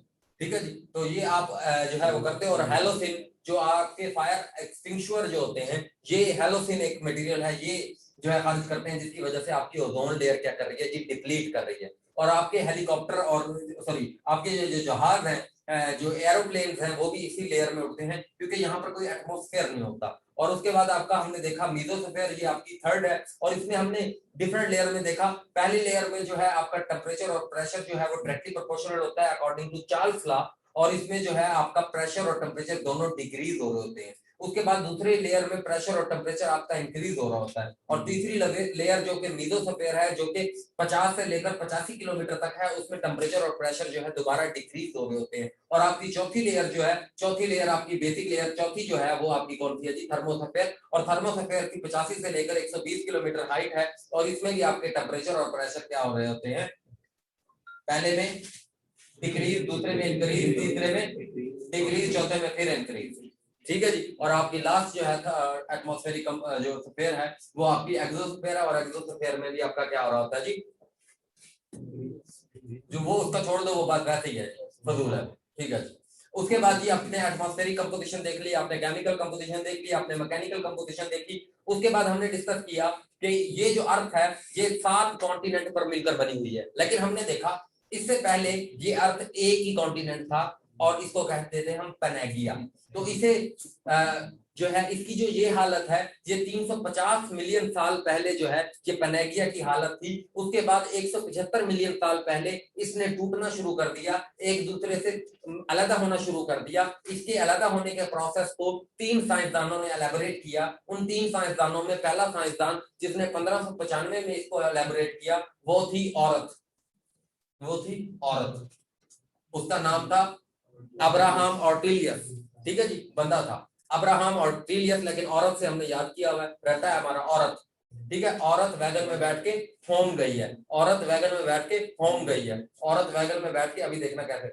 अब्राहम ऑर्टिलियस ने 1595 में आइडिया दिया कॉन्टिनेंटल ड्रिफ्ट का। उसके बाद अल्फ्रेड वैगनर ने 1912 में अल्फ्रेड वैगनर ने 1912 में जो है कॉन्टिनेंटल ड्रिफ्ट थ्योरी को पेश किया। उसके बाद जो है आपकी तीसरे जो साइंसदान हैं उनका नाम है आर्थर होम्स। आर्थर होम्स ने 1940 में कहा नहीं continental drift plus plate tectonic theory. तो हमने प्लेटें देखी कि इस अर्थ के नीचे जो है, जैसे आपकी मशहूर प्लेटों के बारे में बताऊं तो आपकी जो अर्थ है इसके नीचे आपकी कौन सी प्लेट है जी? आपके एशिया के अंदर एशियन जो है ना आपकी एशियन प्लेट। उसके बाद यूरोप और एशिया को जो कनेक्ट कर रही है वो यूरेशियन प्लेट। और उसके बाद आपकी जो आपका अरेबियन पेनिनसुला है इसके नीचे अरेबियन प्लेट। और जो है अफ्रीका है, अफ्रीका के नीचे अफ्रीकन प्लेट। और जो आपका यूरोप है, यूरोप के नीचे यूरोपियन प्लेट। साउथ अमेरिका है, south American plate. North America है, नॉर्थ अमेरिकन प्लेट। इसी तरीके से आपका जो ये चाइना वाला रीजन है इसकी चाइनीज प्लेट। ठीक है जी। इसी तरीके से अगर आप इसको मजीद देखो तो इसमें आपके जो समंदर होते हैं इन समंदरों के नीचे भी आपके प्लेटें हैं, क्योंकि समंदर के नीचे भी तो आपकी वो है, एक सरफेस है जिसको आप कहते हो ओशेनिक क्रस्ट। तो Indian ocean plate, Atlantic ocean plate, यानी एक प्लेट आपकी ओशन के नीचे होती है और एक कॉन्टिनेंट के नीचे भी होती है। और जब आपके ओशेनिक प्लेट और कॉन्टिनेंटल प्लेट, वो जो ओशन के नीचे प्लेट्स हैं उन्हें ओशेनिक प्लेट्स कहते हैं, और जो कॉन्टिनेंट के नीचे प्लेट है उसे कॉन्टिनेंटल प्लेट कहते हैं। मैंने आपको प्लेटों को आपस में टकरा कर क्या बताया था कि इससे क्या होते हैं जी, अर्थक्वेक कहा जाते हैं, अर्थक्वेक कहा जाते हैं। लेकिन मैंने अभी तक आपको ये नहीं बताया कि अगर एक ओशेनिक प्लेट और एक कॉन्टिनेंटल प्लेट आपस में कन्वर्ज कर जाए या डाइवर्ज कर जाए। अब ये कन्वर्ज और डाइवर्ज क्या होता है? कन्वर्जेंस कहते हैं किसी दो चीजों का आपस में टकराने को कन्वर्जेंस कहते हैं, और किसी दो चीजों के आपस में अलग होने को डाइवर्जेंस कहते हैं। किसी दो चीजों के आपस में टकराने को कन्वर्जेंस कहते हैं, और किसी दो चीजों के आपस में अलग होने को डाइवर्जेंस कहते हैं। यानी दो कॉन्टिनेंटल प्लेट्स आपस में कन्वर्ज और डाइवर्ज कर सकती हैं, और इनके कन्वर्जेंस से क्या होते हैं? अर्थक्वेक। जब ये कॉन्टिनेंटल प्लेट आपस में ऐसे टकराती हैं तो आपके क्या होते हैं? अर्थक्वेक। और उसके अलावा जब ये बहुत ज्यादा शुरू में आपस में बहुत ज्यादा जोर के टकराए तो आपकी जमीन के ऊपर माउंटेन्स खड़ी कर दी इन्होंने, ठीक है जी। और उसके बाद आपके ये जब डाइवर्ज हुए तो आपकी जमीन के ऊपर मैंने कहा कि बहुत ज्यादा टेम्परेचर था, 5000 सेंटीग्रेड का टेम्परेचर। वो टेम्परेचर क्यों है? वो आपकी जमीन में जो यूरेनियम U-235, उसके बाद आपकी जमीन में जो प्लूटोनियम, ये जो रेडियो एक्टिव एलिमेंट्स हैं, ये जो एटम बम में यूज हो जाते हैं, कितना बड़ा इनका टेम्परेचर है, ठीक है जी। एक दोस्त की बात याद आ गई, बिलाल तेरा इतना बड़ा नाम है, ऐसे बहुत पहले की बात है, उसको तेरा कोई नाम नहीं था, वो ऐसे मुझे फजूल में कहता रहा था। अच्छा, तो जो है ना वो यानी यूरेनियम और रेडियो एक्टिव एलिमेंट्स, तो इन्होंने आपके अर्थ के नीचे जो है अर्थ की सरफेस को क्या किया हुआ है जी? गर्म किया हुआ है। कितना गर्म किया हुआ है? 5000 सेंटीग्रेड तक गर्म किया हुआ है। तो जब ये दो प्लेटें आपस में अलग होती हैं तो दूध को उबाला आ जाता है। आंच कम करनी थी ना दूध, ठीक है जी। वालदा से मार खाते हो गए कोई ना कोई तो लाजमी, मैंने दूध रखा हुआ है इसका ख्याल करना, और दूध गिर गया, दूध गिर गया तो फिर आपको वालिद है तो वो चल मुर्गा बन जा, ठीक है जी। और वालदा है तो कड़ाल कड़ाल जूती उठा के, ठीक है जी। तो बड़ी होंगी बहुत सारी मारे इस तरह से। तो खैर जी, ये जो है इसको उबाला आता है, जो उसके अंदर लिक्विड होता है, इनर कोर के अंदर जो उसका लिक्विड है वो क्या होता है? उबाला आकर जमीन के ऊपर आ जाता है। और वो जब जमीन के नीचे था हमने उसे कहा मैग्मा। वो जो लिक्विड, गरम गरम लिक्विड जिसके ऊपर आंच है लेकिन उबाला नहीं आया, अभी अभी बुलबुले बने हुए हैं, सिर्फ दूध के ऊपर जैसे बुलबुले बनते हैं, उबाला आने वाला है बस, उसको क्या कहते हो? जो बीनीथ द अर्थ है, मैग्मा। ये सवाल आए हुए हैं इसी कॉन्सेप्ट पे, ठीक है जी, मैग्मा। और जब ये मैग्मा अर्थ क्रस्ट से बाहर आ जाता है, this is called lava, this is called lava. और जब ये लावा ठंडा हो जाता है, that is called igneous rocks. और फिर जब ये इग्निशियस रॉक्स जो हैं, इसके अंदर आपके क्या होते हैं? ग्रेनाइट एंड बसाल्ट, ग्रेनाइट और बसाल्ट, ठीक है जी। तो ये आपकी रॉक्स होती हैं। यानी एक तो आपकी मैंने कन्वर्जेंस से माउंटेन बना दी, और डाइवर्जेंस से मैंने इग्नियस रॉक्स बना दी एक। और फिर मैंने कहा कि ये जो ग्लेशियर्स होते हैं ना, ग्लेशियर्स, ये मेल्ट होते हैं, गर्मी होती है तो मेल्ट होते हैं। तो जब ये मेल्ट होते हैं तो इन ग्लेशियर्स में ना से रिवर्स ओरिजिनेट होते हैं, इन ग्लेशियर से, क्योंकि ग्लेशियर्स जो है ना वो माउंटेन के ऊपर जो जमी हुई बर्फ है उसको कहते हैं ग्लेशियर। उसके ऊपर जब गर्मी पड़ती है तो वो माउंटेन है, इतना ऊंचा है, तो वो जो है ना पानी बनता है, तो पानी नीचे पहाड़ से नीचे की तरफ आता है, तो इतना ऊंचा पहाड़ है तो बड़ी तेजी से आ रहा होता है, तो वो दरिया बन जाता है। अब जब उसकी स्पीड इतनी होती है तो अपने दरमियान में आने वाली जो जगह होती है ना, उसको अगर कोई रेजिस्टेंस मिलती है तो उसको उखाड़ देता है वहां से जमीन को। This is called your erosion. This जमीन को उखाड़ना किसी आर्टिफिशियल वे से या किसी नेचुरल वे से, दिस इज कॉल्ड जमीन की ऊपर वाली सरफेस को अलग करना, दिस इज कॉल्ड एरोजन, ठीक है जी। ये बाय नेचुरल मीन्स भी हो सकती है और बाय आर्टिफिशियल मीन्स भी हो सकती है एरोजन। ठीक है जी। और फिर आपकी वेदरिंग भी होती है इसी तरह की कि आप जब टॉप सरफेस को क्या करते हो, जो है आप लगा करते हो, तो दिस इज कॉल्ड वेदरिंग। और फिर जब ये एरोजन और वेदरिंग जो है ये दरिया कर रहा होता है, तो ये अपने साथ यानी वो उसके साथ कुछ मिनरल होंगे, क्योंकि जमीन आपकी किससे मिलकर बनी हुई है, सिलिकॉन और एल्यूमिनियम, कैल्शियम, सोडियम, मैग्नीशियम। यानी वो जो दरिया है वो अपने अंदर कैल्शियम लेकर फिर रहा है, अपने अंदर सिलिकॉन लेकर फिर रहा है, वो दरिया अपने अंदर एल्यूमिनियम लेकर फिर रहा है। ठीक है जी। वो दरिया कहीं ना कहीं आकर रुकता है। ठीक है जी, कहीं ना कहीं तो उसका होगा ना, तो वो या स्लो होता है। जब दरिया पूरी स्पीड से आ रहा है, फुल स्पीड है, कहीं पर आकर वो स्लो होता है, और वो अपना पूरा का पूरा जो सेडिमेंट्स हैं वो अपने सारे के सारे सेडिमेंट्स एक जगह उतार देता है, और that is called your deposition. That is called your deposition. और इस डेपोजिशन से हमने देखा कि आपकी पहली सिविलाइजेशन भी आबाद हुई थी। यूफ्रेट्स और टिग्रिस की डेपोजिशन थे, उनके दरमियान जो जगह बनी थी इराक के अंदर, क्रेडल ऑफ सिविलाइजेशन, वो डेपोजिशन से तो बनी हुई थी। किन दो दरियाओं की डेपोजिशन थी, यूफ्रेट्स और टिग्रिस। और यूफ्रेट्स ऊपर टिग्रिस था, नीचे यूफ्रेट्स था। ठीक है। तो इस डेपोजिशन की अगर जो इस डेपोजिशन की अगर ऊंचाई ज्यादा हो जाए तो this is called your sedimentary rocks, जो सेडिमेंट्स रखते हैं। और उसके बाद तीसरी नंबर, ये दोनों रॉक्स एक प्रोसेस के बाद, अगर इन हजारों साल इनके ऊपर जो है वो कुछ प्रोसेस होता रहे, तो उसके बाद ये रॉक कन्वर्ट हो जाती है मेटामॉर्फिक रॉक में। ये रॉक्स कन्वर्ट हो जाती हैं मेटामॉर्फिक रॉक में, है मेटामॉर्फिक रॉक में कन्वर्ट हो जाती हैं ये रॉक्स। तो ये तीन तरह की रॉक्स थी। और इग्नियस रॉक से 95% आपकी अर्थ बनी है, मेटामॉर्फिक रॉक से 4% आपकी अर्थ बनी हुई है, और बाकी 1% आपकी सेडिमेंट्री रॉक्स है। और अगर आपकी अर्थ क्रस्ट के ऊपर देखें, सबसे ज्यादा तादाद में पाई जाने वाली जो रॉक्स हैं वो सेडिमेंट्री रॉक्स हैं, और वो 75% है, 75% है।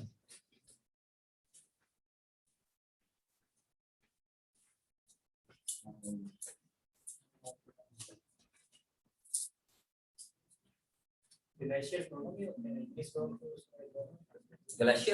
ग्लेशियर माउंटेन्स के ऊपर होता है, रॉक्स के ऊपर कभी भी ग्लेशियर नहीं होता। ठीक है, जो पानी आता है तो एक में से रॉक से करके वो आ जाता है। यानी उसके दरमियान अगर कोई इग्नियस रॉक्स आई है तो उसको भी तो वो कड़ा कर देगा।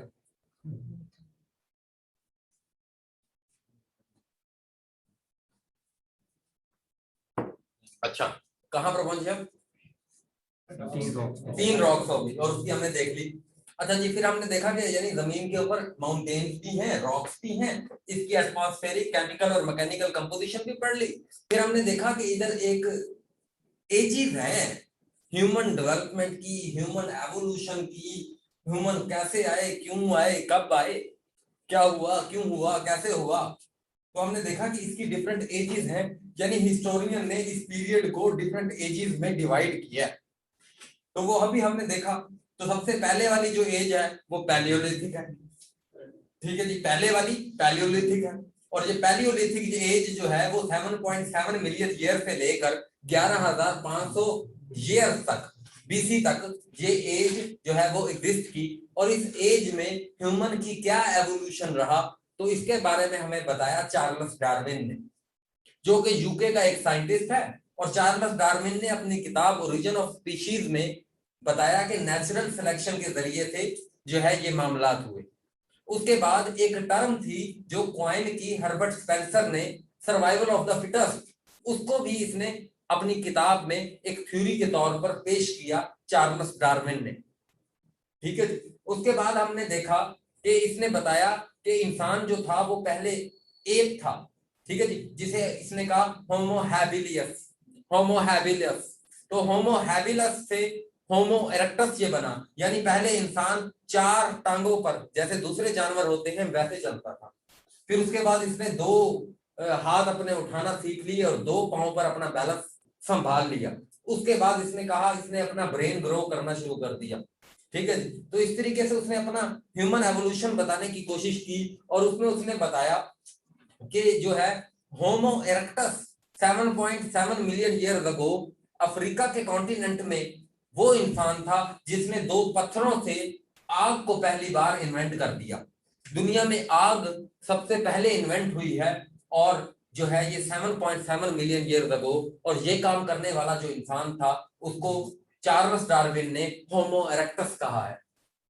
और इससे पहले अगर हम देखें तो स्टोन एजेस हैं, इसका मतलब इंसान टूल के तौर पर जो है वो स्टोन को इस्तेमाल कर रहा है। और उसके अलावा अगर हम देखें तो 30,000 ईयर्स अगो इंसान ने क्या किया है जी, रेनडेयर की हंटिंग की है। जो एक जानवर था रेनडेयर, हिरन की तरह का, उसकी क्या की है जी, हंटिंग करना इंसान ने 30,000 साल पहले शुरू किया है। यानी सर्वाइवल ऑफ द फिटेस्ट, यानी खुद के सर्वाइवल के लिए एक मासूम जानदार की जान ले ली है उसने। उसके बाद हमने देखा कि 24,000 बीसी पे इसने क्या किया है जी, फाइबर का यूज इसने सीख लिया है। फाइबर को इसने एज ए टूल यूज करना सीख लिया है। उसके बाद हमने देखा 21,000 बीसी पे इसने एग्रीकल्चर जो कल्टीवेशन है इसको करना सीख लिया है। उसके बाद हमने 21,000 बीसी में ये हुआ। उसके अलावा इसने लैंग्वेज जो है हमने देखा, इसने बोलना 50,000 साल पहले सीख लिया इस इंसान ने। और इसने जो है 6,500 लैंग्वेजेस जो है वो डेवलप कर दी। और सबसे ज्यादा जो लैंग्वेजेस बोली जाती हैं वो पापुआ न्यू गिनिया एक कंट्री है, वहां पर बोली जाती है।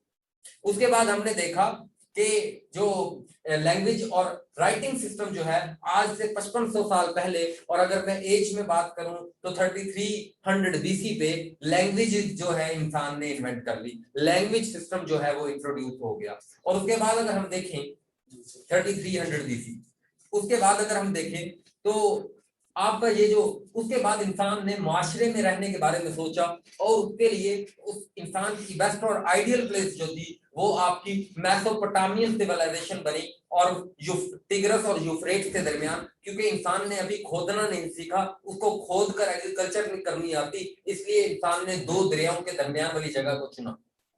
और ऊपर वाला जो टिग्रस रिवर है उसके ऊपर हमने कहा टिग्रस ऊपर है और ऊपर स्पीड ज्यादा होती है। आज हमारी स्पीड कम है, हम नीचे हैं। आज टिग्रस ऊपर है तो एम से बन गया आपका मूसल और बी से बन गया आपका बगदाद। और यूफ्रेट्स नीचे है, के बी, नीचे स्पीड कम आती है। के से बन गया आपका करबला और बी से बन गया आपका बसरा। ठीक है जी। तो 2 दरियाओं के दरमियान पहले ये सिविलाइजेशन मेसोपोटामियन सिविलाइजेशन, जिससे हमने कहा कि इराक का नाम भी जो है ओल्ड नाम भी था जो है आपका मेसोपोटामियन। और ये इराक जो है ये बेसिकली यहाँ की सिविलाइजेशन थी। और ये सारा का सारा कुछ, ये चारों शहर भी इराक के हैं और ये 2 दरिया भी इराक के हैं। सीरिया में भी नो डाउट बहते हैं, लेकिन ज्यादातर जो है ये इराक का मामला है इसके साथ। उसके बाद हमने देखा ये 2 दरिया जो है, इन दोनों का दरियाओं का कन्फ्लुएंस जो है, इन दोनों दरियाओं का कन्फ्लुएंस जो होता है वो शत्तुल अरब कहता है। यूफ्रेट्स और टिग्रिस कहां पर मिलते हैं, दैट इज कॉल्ड योर शत्तुल अरब। तो शत्तुल अरब जो है वहां पर मिलने के बाद ये दोनों दरिया एक दरिया की सूरत में बन जाते हैं, दैट इज कॉल्ड शत्तुल अरब। और ये शत्तुल अरब जाकर मिल जाता है आपके पर्शियन गल्फ के साथ, पर्शियन गल्फ के साथ मिल जाता है। उसके बाद हमने देखा कि जब ये मेसोपोटामियन सिविलाइजेशन थोड़ी सी वेरान हुई, बेआबान हुई, उसके बाद इंसान ने जो है थोड़ा सा आगे करके शत्तुल अरब के करीब उर्ड और उर्क, इन जगह पर अपनी सिविलाइजेशन एक आबाद की 3100 बीसी में, that is called your Sumerian civilisation. ठीक है जी, Sumerian civilisation, second civilisation in this जो है एरिया। नमाज का टाइम हो गया, 20 मिनट हो गए। नमाज के बाद हम देखते हैं।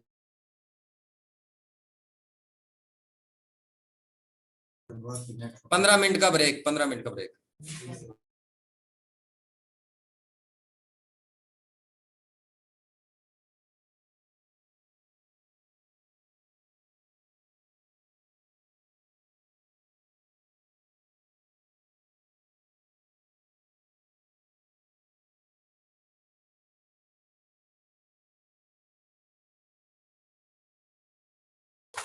कहाँ तक पहुंचे, कहाँ तक पहुंचे? अच्छा यार, आप लोग भी ना ऐसे कोशिश करें। ये मैं आपको बताऊं कि मैंने आपको ना ऐसी चीज दे दी है कि मैंने 5 साल में ये रिदम ढूंढा है कि पीपीएससी में क्या क्या इंपॉर्टेंट है और क्या इंपॉर्टेंट नहीं है। मुझे 5 साल लग गए और मैं 5 साल की मेहनत आपको ऐसे चुटकियों में दे देता हूँ।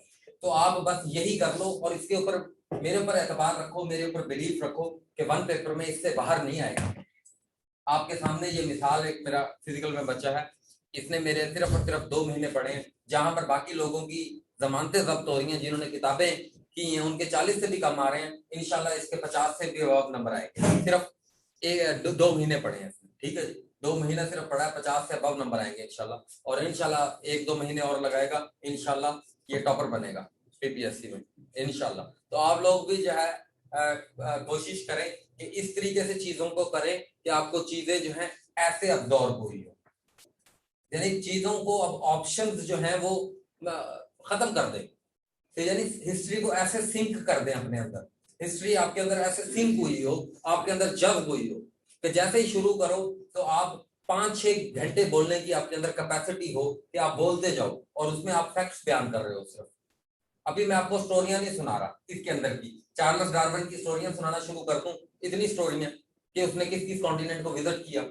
हार्बर्ट स्पेंसर के बारे में बताना शुरू कर दूं, कॉन्टिनेंटल ड्रिफ्ट थ्योरी के बारे में, अल्फ्रेड वैगनर के बारे में बताना शुरू कर दूं? नहीं, that is not important for you for one paper exam. आपके लिए जो इम्पोर्टेंट है, जो मोस्ट इम्पोर्टेंट है, वो आपको बताया जा रहा है। और जो जिसमें से यानी आपको पहली बार ही वो बात बताई थी कि हिस्ट्री में क्या इंपॉर्टेंट है, इसकी एक मिसाल है, इसकी एक क्राइटेरिया है, और एग्जामिनर के लिए भी वो क्राइटेरिया है, और वो क्राइटेरिया मैंने जज किया है, तो वो इससे बाहर नहीं जाता। बेफिक्र रहें आप, मुतमईन होकर यही बात करें जो इंशाल्लाह हम करेंगे। तो हम पहुंच गए थे एटमॉस्फेरिक कंपोजिशन, केमिकल, मैकेनिकल, और उसके बाद जो है सिविलाइजेशन हमने देखी। तो हमने सुमेरियन सिविलाइजेशन तक पहुंच गए, मेसोपोटामियन थे, यूफ्रेट्स और टिग्रिस को हमने देख लिया। उसके बाद हमने देखा कि ये सिविलाइजेशन तो हो गई हमारी सेंट्रल एशिया में, इसीलिए तो सेंट्रल एशिया को कहते हैं क्रीसेंट। ठीक है जी, fertile crescent of the world, fertile crescent Middle East को कहते हैं। आप मिडल ईस्ट को क्या कहते हैं? मिडल ईस्ट के अंदर टोटल 17 कंट्रीज हैं। आपका ईरान, आपका इराक, आपका शाम, सीरिया, आपका लेबनान, आपका जॉर्डन, आपका जो है इजराइल, आपका पैलेस्टाइन, आपका जो है इजिप्ट, आपका जो है सऊदी अरेबिया, और उसके बाद आपका जो है ओमान, आपका यमन, आपका जो है वो टर्की, आपका जो है ये सारे के सारे मिडल ईस्टर्न कंट्रीज हैं। ठीक है, कतर, बहरीन, कुवैत, ये सारे के सारे 17 कंट्रीज जो हैं ये आपके क्या है, मिडल ईस्टर्न कंट्रीज हैं। यानी ये अर्थ के मिडल में आते हैं। ठीक है जी, अर्थ के मिडल में आते हैं इसलिए क्योंकि 1492 से पहले यूरोप को नहीं पता था कि अमेरिका भी कोई कॉन्टिनेंट है। अमेरिका को नहीं पता था, यूरोप को नहीं पता था, इसलिए वो समझते थे कि पूरी दुनिया मुश्तमिल है अफ्रीका, यूरोप और एशिया पर। तो उन्होंने इस हिसाब से वर्ल्ड को कह दिया, मिडल ईस्ट को मिडल ईस्ट कह दिया, और जापान को उन्होंने फार ईस्ट कह दिया। वो समझते थे जापान लास्ट कोना है अर्थ का, उन्होंने कह दिया फार ईस्ट, ईस्ट के आखिरी। उसके बाद इन्होंने जो है आपके अपने जो ये मिडल ईस्ट है इसको मिडल ईस्ट कह दिया। ठीक है जी, तो बाद में 1492 के बाद ये वाले रीजन जो है वो डिस्कवर हुए हैं, तो इस वजह से जो है आपकी थोड़ी सी अब जो है चेंजिंग्स आ गई है इस वजह से। लेकिन आपको ये चेंजिंग मिडल ईस्ट के बारे में आपको पता होना चाहिए, इसके कंट्रीज के पूरे नाम आपको आने चाहिए। अच्छा, तो ये तो मिडल ईस्ट की सिविलाइजेशन हो गई जो मैंने आपको बता दी। तो इसके अलावा आपका जो पाकिस्तान का रीजन है, इधर भी कुछ सिविलाइजेशन थी, और हमने देखा कि इधर टोटल जो है वो आपकी 5 सिविलाइजेशन थी। और सबसे जो ओल्ड सिविलाइजेशन थी वो मेहरगढ़ सिविलाइजेशन थी, जो कि बोलान रिवर के किनारे थी, और जो कि 1974 में जो है वो जरीज ने डिस्कवर की। ठीक है जी, मेहरगढ़ सिविलाइजेशन बलूचिस्तान में। उसके बाद हमने देखा कि पंजाब के अंदर 2 सिविलाइजेशन थी, एक आपकी हड़प्पन सिविलाइजेशन और एक आपकी गंधारा सिविलाइजेशन। आपकी हड़प्पन सिविलाइजेशन जो है वो राय बहादुर ने डिस्कवर की थी 1920 में, और ये जो हड़प्पा है ये आपकी रिवर रावी के ऊपर जो है, रिवर रावी के किनारे पर जो सिविलाइजेशन है, और ये साहिवाल के करीब। ठीक है जी, ये हड़प्पन सिविलाइजेशन है आप। उसके बाद जो है इसे डिस्कवर करने वाला जो था उसका नाम था राय बहादुर। ठीक है जी, और 1920 में ये डिस्कवर हुई थी। उसके बाद पंजाब की जो दूसरी सिविलाइजेशन है वो आपकी है दूसरी सिविलाइजेशन जो कि गंधारा सिविलाइजेशन है, जो कि 1912 में टेक्सला इसका सेंटर था। और बुद्धिज्म जो मजहब जो कि सिद्धार्था ने इंट्रोड्यूस किया था, जिसको शकिया मुनि भी कहते हैं, और जिसका सीधा नाम गौतम बुद्धा भी है, और जिसकी सिद्धार्था किताब भी लिखी है हरमन हेसी ने। हरमन हेसी ने किताब भी लिखी है जो कि अभी रिसेंटली पेपर में भी आया हुआ था। सिद्धार्था किताब किसने लिखी है?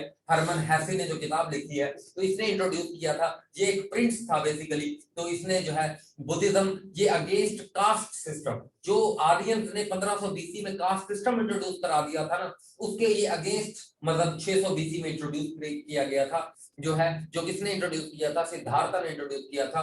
तो ये गंधारा सिविलाइजेशन, इस बुद्धिज्म जो रिलीजन है, ये जो बुद्धिज्म जो रिलीजन है, इसका ये भी सेंटर थी। और बुद्धिज्म के जो बिल्डिंग्स है, इनमें दो तरह की बिल्डिंग्स आती हैं। एक तो स्तूपा, स्तूपा कहते हैं, एक को स्ट्रक्चर है बिल्डिंग, इनके बिल्डिंग के स्ट्रक्चर दो तरह के हैं, एक स्तूपा और एक पगुडा।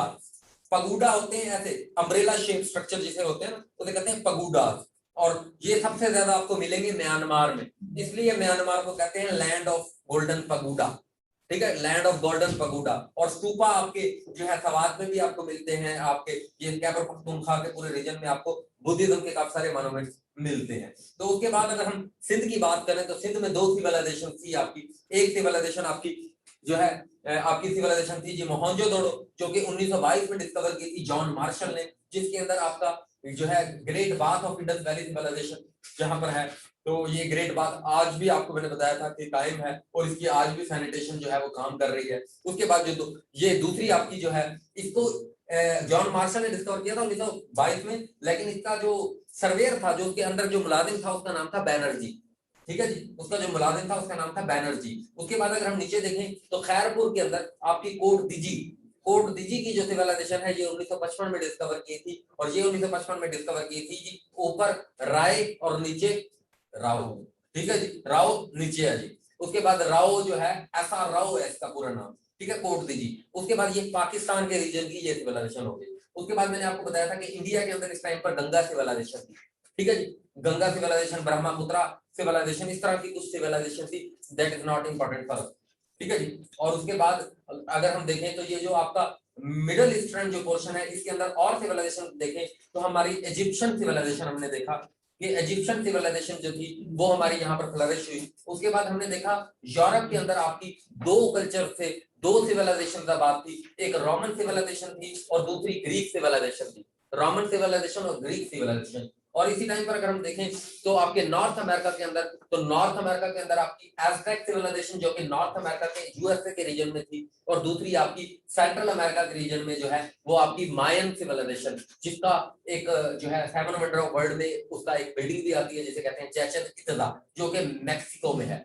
उसके बाद अगर हम देखें तो साउथ अमेरिका और नॉर्थ अमेरिका के लोग जो हैं, इनको इनियोट एस्किमोस इनको कहते हैं, इनियोट और एस्किमोस कहते हैं। उसके बाद आपके साउथ अमेरिका के जो हैं, साउथ अमेरिका के अंदर आपके इनकेन सिविलाइजेशन आबाद थी, इनकेन सिविलाइजेशन, और इधर के लोगों को कहते थे इनका पीपल। और इनकेन सिविलाइजेशन का एक बिल्डिंग जो है वो डिस्कवर हुई थी जिसका नाम था माकू पिचू, और ये 1911 में डिस्कवर हुई थी। ठीक है जी, 1911 में, और 7 वंडर ऑफ द वर्ल्ड में भी ये शामिल है। उसके बाद अगर हम देखें तो जो आपके अफ्रीका का रीजन है, इधर के लोकल पीपल्स को कहते हैं, जो नॉर्थ वाले हैं उनको कहते हैं बर्बर। नॉर्थ अफ्रीका के लोगों को क्या कहते हैं जी? बर्बर लोग कहते हैं, बर्बर। जैसे तारिक बिन ज़ियाद, ठीक है जी, इस तरीके के लोगों का नाम आपने सुन रखा होगा। उसके बाद जो है आपके जो साउथ अफ्रीका के लोग हैं, जो अफ्रीका के साउथ के लोग हैं, जो सब सहारन रीजन, सब सहारन रीजन, ये सब सहारन रीजन क्यों कहते हैं इसे? सब सहारन रीजन इसलिए कहते हैं, आपका एक सहारा डेजर्ट है जो आपके पूरे के पूरे नॉर्थ अफ्रीका में है। नॉर्थ अफ्रीका में तो सहारा डेजर्ट के नीचे वाला जो एरिया है ना, इसको कहते हैं सब सहारन रीजन, सब सहारन रीजन। तो इस सब सहारन रीजन में जो आपके लोग रहने वाले हैं लोकल, वो ज़ूलू और बंटू, ज़ूलू और बंटू। ठीक है जी। और साउथ अफ्रीका में तो 22% ज़ूलू ट्राइब के लोग हैं। ठीक है जी। उसके बाद अगर हम देखें तो आपके जो एशियन लोग हैं, इनको डार्वेडियंस कहते हैं। ठीक है जी। और ये जो आपके चाइना के लोग हैं, ये जो छोटी छोटी आंखें, पीले कलर, ठीक है जी, और जो है मोटे मोटे नाक, ये इस तरह के जो नक्श वाले लोग हैं, इनको कहते हैं मैंगलॉइड। मैंगलॉइड पीपल कहते हैं इनको, मैंगलॉइड। ठीक है जी, मैंगलॉइड कहते हैं इनको, मोंगलाइड कहते हैं, मैंगलॉइड या मोंगलाइड कहते हैं इनको। और ये जो आपके ऑस्ट्रेलिया के लोग हैं, ऑस्ट्रेलिया के लोगों को आप कहते हो ऑजीज, जो आजकल के लोग हैं ऑजीज। और जो इनके इंडिजिनस पीपल हैं, जो इनके पुराने लोग हैं, जो इधर के लोकल थे यहाँ के, उनको कहते थे एबओरिजिनीज, एबओरिजिनीज। और आपके न्यूजीलैंड के जो लोग हैं, न्यूजीलैंड के लोग, इनको माओरिस, जो ओल्ड लोग थे, जो यहाँ के जो है इंडिजिनस पीपल थे, उनको कहते थे मॉरिस, ठीक है जी। और उनका हाका डांस भी बहुत ज्यादा मशहूर है, मॉरिस पीपल। और उसके बाद न्यूजीलैंड के जो दूसरे लोग हैं जो आजकल के, उनको कहते हैं कीवीज। और कीवीज इन्हें इसलिए कहते हैं क्योंकि एक कीवी एक परिंदा है जिसकी आई साइड वीक होती है। कीवी आपका एक परिंदा है जिसकी आई साइड वीक होती है, और न्यूजीलैंड के लोगों की भी आईज जो है आईज छोटी छोटी होती है, ठीक है। जसिंडा एड्रिन इनकी प्राइम मिनिस्टर है, उसकी भी आंखें छोटी छोटी हैं, जो मुसलमानों की जो है वो बड़ा हमदर्दी कर रही थी लास्ट टाइम जब क्राइस्ट चर्च में जो एक इंसिडेंट हुआ था उसके बाद। तो डांसेस का कौन सा जी, हाका डांस, हाका डांस मॉरिस पीपल का, चाइनीज वाली, हाँ आपको तो पता होगा, हाका डांस, ठीक है जी। उसके बाद जो है आपके ये तो आपके लोकल पीपल्स हो गए। तो उसके बाद एज़टेक हो गई, और ये नॉर्थ अमेरिका की सिविलाइजेशन भी हो गई, और आपकी ये सिविलाइजेशन हो गई। उसके बाद हमने देखा कि इन सिविलाइजेशन में डिफरेंट किंगडम जो है वो वजूद में आना शुरू हो गए। तो ये जो मिडल ईस्ट का रीजन है, पानी पीने में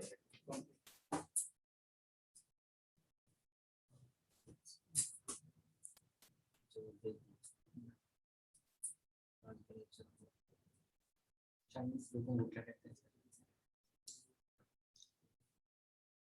वो जिम्बाब्वे का चेवरॉन जो है ना, इनकी टीम की वो जो है चेवरॉन भी बिल्कुल जिम्बाब्वे से चेवरॉन भी है।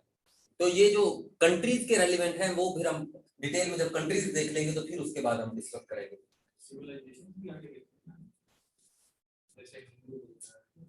हाँ, रिलीजन भी हमने वर्ड रिलीजन भी अगर मैं बताऊं तो आपके वर्ल्ड के अंदर कौन कौन से रिलीजन हैं, तो आपका ओल्डेस्ट रिलीजन जो है वो बुद्धिज्म है, हिंदुइज्म है। और हिंदुइज्म 1500 बीसी में इंट्रोड्यूस हुआ था। और हिंदुइज्म की 4 किताबें हैं जो कि जिनको वो कहते हैं अलहमी किताबें हैं, ऋग्वेद, यजुर्वेद, सामवेद और अथर्ववेद। 4 किताबें, ऋग्वेद, यजुर्वेद, सामवेद और अथर्ववेद। और उसके बाद इन्हें वेदांत भी कहते हैं। इन्हें किसने लिखा था? आर्यंस ने लिखा था। इन्हें किस लैंग्वेज में लिखा गया था? संस्कृत लैंग्वेज में लिखा गया था। और हिंदुओं की बाकी किताब अगर आप देखें तो भगवत गीता और रामायण, ठीक है, रामायण रामायण कहते हैं इसको, ठीक है जी। भगवत गीता सबसे ज्यादा मशहूर किताब, और महाभारत, ठीक है जी, इनकी सबसे बड़ी नज़म, ठीक है जी, महाभारत। और उसके बाद अगर हिंदुइज्म के बाद हम दूसरा रिलीजन देखें तो दूसरे रिलीजन में हमारे पास आ जाता है जी ज्यूज आ जाते हैं, जो कि 1200 बीसी में हजरत ईसा के जरिए से इंट्रोड्यूस किया गया था रिलीजन। 1200 बीसी में 1200 बीसी में हजरत ईसा के ऊपर जो किताब उतरी थी वो हमने देखी थी, वो तौरात, सबसे ओल्डेस्ट आसमानी किताब, ठीक है जी। हजरत ना वो सहीफे हैं, सहीफे इब्राहिम, सहाइफे इब्राहिम, वो सहीफा और होता है, सहीफा होते हैं। सहीफा आपने कुछ देखा हो? मूसा है तौरात, हाँ तौरात हजरत मूसा।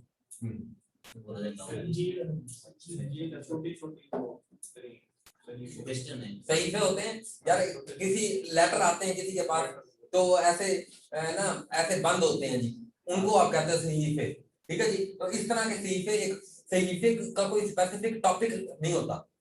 सहीफे का किताबचा, यानी बस उसका एक हल्का सा एक जो ना मौजू होता है बस, ठीक है जी। उसमें हदायत दी गई है कि ऐसे ऐसे करना है, ऐसे ऐसे नहीं करना, बस छोटा सा होता है, वो कोई डिटेल में नहीं होता सहीफा, ठीक है जी। तो उसके बाद जो है आसमानी सहीफे होते हैं, ये भी अल्लाह ताला उतारे थे, हजरत इब्राहिम पर उतारे थे, ठीक है जी। सबसे ज्यादा सहीफे किस पर उतरे हैं? वो हजरत अदरीस अलैहिस्सलाम, ठीक है, सॉरी शीश अलैहिस्सलाम, हजरत शीश अलैहिस्सलाम पर सहीफे सबसे ज्यादा उतरे हैं, 30 सहीफे, ठीक है जी। उसके बाद अगर हम देखें तो ज्यूज, हम मजहब की बात कर रहे थे, ज्यूज के ऊपर, और इनकी कौम जो है वो बनी इसराइल थी। और तीसरे नंबर पर जो आपका मजहब है वो जो है बुद्धिज्म है, ठीक है जी, जो कि जिसके बारे में आपको अभी बता दिया गया है। उसके बाद बुद्धिज्म के बाद जैनिज्म, वो ये भी उसी टाइम पीरियड का मजहब है जिसे महावीरा ने इंट्रोड्यूस किया था, और ये भी सेम बुद्धिज्म की तरह का ही था, बिल्कुल बुद्धिज्म के ऊपर बेस करता है ये भी मजहब जैनिज्म। तो जैनिज्म के बाद देखें तो जोरास्ट्रिज्म ये एक 1800 बीसी का मजहब है। ये कहते हैं इसके बारे में, लेकिन जो ऑथेंटिक इसके बारे में कहते हैं ये 900 बीसी में इंट्रोड्यूस हुआ, 900 बीसी में, ठीक है जी। तो दूसरे नंबर का ओल्डेस्ट रिलीजन ये जोरास्ट्रिज्म होना चाहिए। और जोरास्ट्र ईरानियन एक बहुत बड़ा फिलोसफर भी कंसिडर किया जाता है, जोरास्ट्र। तो जोरास्ट्रिज्म कहते हैं पारसी मजहब को, पारसी मजहब को क्या कहते हैं? जो आतिश परस्त होते हैं, जोरास्ट्रिज्म। और तीसरा आपका बुद्धिज्म, और चौथा आपका जैनिज्म हो गया। और 5वें नंबर पर जैनिज्म के बाद आपका क्या आ गया जी, क्रिश्चियनिटी। ठीक है जी, क्रिश्चियनिटी जो है, हाँ, हजरत याकूब जो है ये इनका लकब था बनी इसराइल, इनका लकब था बनी इसराइल। हाँ, इनका लकब था, ये कौम जो है वो हजरत मूसा की थी। ठीक है, हाँ, और जिन पर मनोहलवा भी उतरा था। ठीक है, कंफ्यूजनिज्म, हाँ, उसके वो कंफ्यूजनिज्म ये, हाँ, क्या, हाँ, ठीक है जी, मनोहलवा इन्हीं की कौम पर उतरा था, ये मैंने कल है ना, हजरत मूसा की कौम। ठीक है जी, हजरत मूसा की कौम पर मनोहलवा उतारा गया था जब वो 40 साल का जो है सहराए सीना में रुल रहे थे, जब वो जो है हिजरत की टाइम पर थे, तो उनके ऊपर मनोहलवा उतारा गया था। उसके बाद अगर हम देखें तो आपका जो है जो ज़ोरास्ट्रियनिज्म हो गया, ज़ोरास्ट्रियनिज्म के बाद बुद्धिज्म हो गया, बुद्धिज्म के बाद आपका जैनिज्म हो गया। तो ये कन्फ्यूशियनिज्म बेसिकली ये कोई रिलीजन नहीं है, कन्फ्यूशियस बेसिकली एक थ्योरी है, ये एक इंसान था, उसकी फिलोसफीज के ऊपर जिसको फॉलो करते हैं चाइनीज लोग। ठीक है जी, और शिंतोइज्म भी बेसिकली, शिंतोइज्म जो है जापान का जो रिलीजन है, मेजर रिलीजन है, शिंतोइज्म जापान का रिलीजन है, ये भी थ्योरीज पर बेस करता है। ठीक है जी, तो ये दो मज़ाहिब हैं, कन्फ्यूशियनिज्म और शिंतोइज्म। कन्फ्यूशियनिज्म सी से कन्फ्यूशियनिज्म और सी से चाइना, और जो है शिंतोइज्म आपका जापान में है जी, शिंतोइज्म। उसके बाद अगर आपका देखें तो आपका क्रिश्चियनिटी है। क्रिश्चियनिटी जो है वो हजरत ईसा अलैहिस्सलाम जो कि इंजील जो है, और मैंने बताया था आपका जो आपकी इल्हामी किताबें हैं वो 4 है। पहली जो है तौरात हजरत मूसा पर उतरी थी, और जिसे आप कहते हो ओल्ड टेस्टामेंट, ओल्ड टेस्टामेंट कहते हो। और जो जबूर है, जबूर को आप क्या कहते हो जी, हजरत दाऊद पर जो उतरी थी, इसे आप कहते हो न्यू टेस्टामेंट। और जो गॉस्पेल है, गॉस्पेल आप इंजील को कहते हो। गॉस्पेल आप किसको कहते हो, gospel of Luke, gospel of John, इस तरीके की डिफरेंट गॉस्पेल्स हैं। ठीक है जी, तो उसके बाद जो है आपका ये ईसाइयत मजहब है, और ईसाइयत मजहब जो है ये हजरत ईसा से इन्फ्लुएंस है, और उसके बाद यानी इनके नबी थे। उसके बाद आपका इस्लाम आ जाता है, और इस्लाम हजरत मोहम्मद सल्लल्लाहु अलैहि वसल्लम पर आखिरी किताब जो है कुरान मजीद जो उतरी है। तो ये आपके वर्ल्ड कुछ मेजर रिलीजन्स है।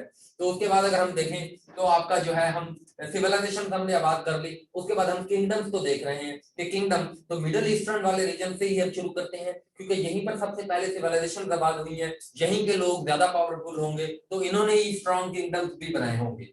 ठीक है जी, क्योंकि पहले सिविलाइजेशन यहीं पर आई है, यहीं के लोग पहले फ्लरिश करके होंगे, और यहीं के लोगों ने सबसे ज्यादा जो बड़ी सिविलाइजेशन हैं, जो बड़े किंगडम्स हैं, यहीं के लोगों ने बनाए होंगे। ऑब्वियस बात है, क्योंकि ये बड़े जो है तेज से जो है वॉरफेयर में, और यहाँ के लोग पहाड़ी इलाके के लोग हैं, ये तो ये जो है ना गर्मी बर्दाश्त करने वाले लोग हैं, तो इनके जिस्मानी तौर पर बड़े सख्त थे, तो इन्होंने जो है ना किंगडम्स बनाए हैं, इन्होंने डिनासिटीज बनाई है। तो हम देखते हैं कि वो कौन सी हैं जी। तो सबसे पहले हमने देखा, तो सबसे पहले डिनासिटीज जो है वो मिडिल ईस्टर्न की देख लेते हैं। तो असीरियन अंपायर हमने सबसे पहले देखा, असीरियन अंपायर जो कि 2600 BC में कायम हुई, असीरियन अंपायर। और ये किस रीजन की थी, ये ईरान के रीजन की थी।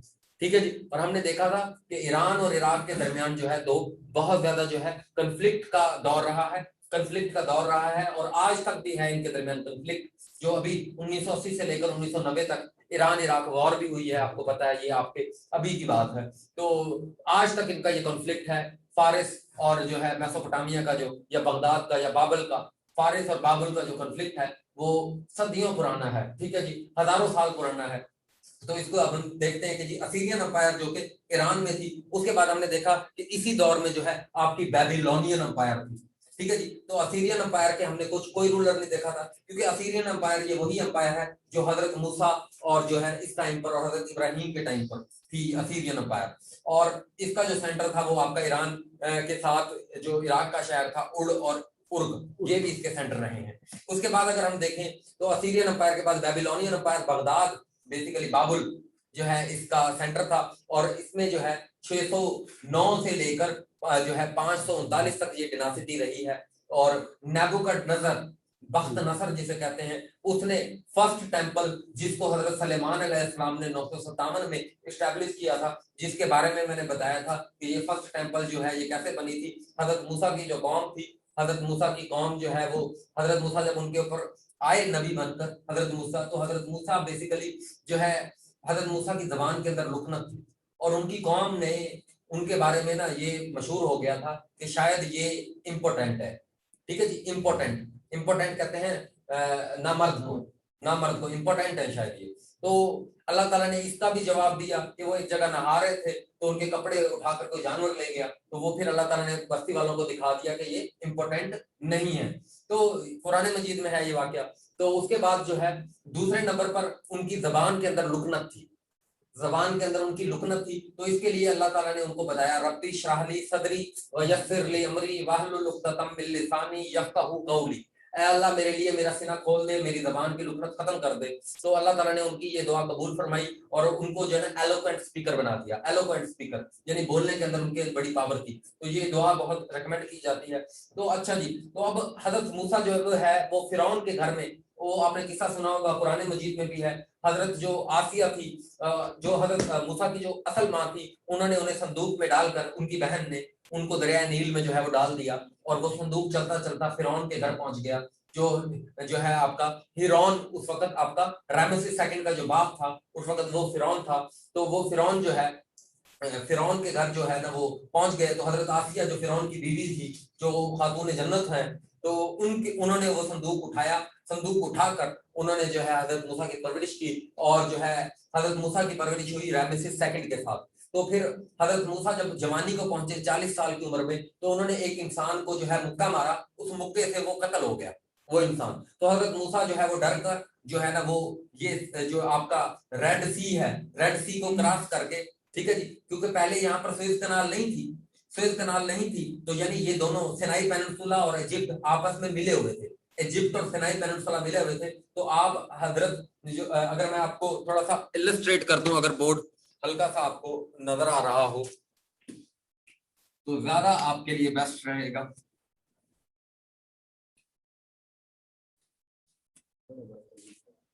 तो अगर मैं आपको बताऊं तो ये आपका सिनाई पेनिनसुला है और इसके साथ बिल्कुल जुड़ा हुआ इजिप्ट है, उस वक्त जुड़ा हुआ ये इजिप्ट है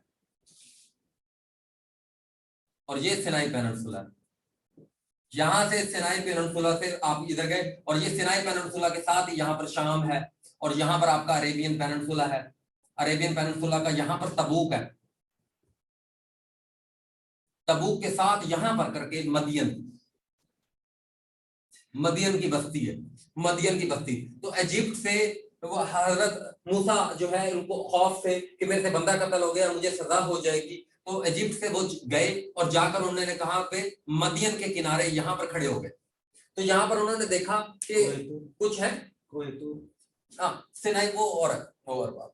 अच्छा, मदियन की बस्ती जो जहां पर हजरत शुएब जो है वो एक नबी थे, तो यहाँ पर वो थे। तो उन्होंने हजरत मूसा ने देखा कि कुछ औरतें जो है ना वो पानी पिलाने के लिए ना जानवरों को ठहरी हुई है साइड पर, कुछ औरतें साइड पर ठहरी हुई हैं पानी पिलाने के लिए कुएं के जानवरों को।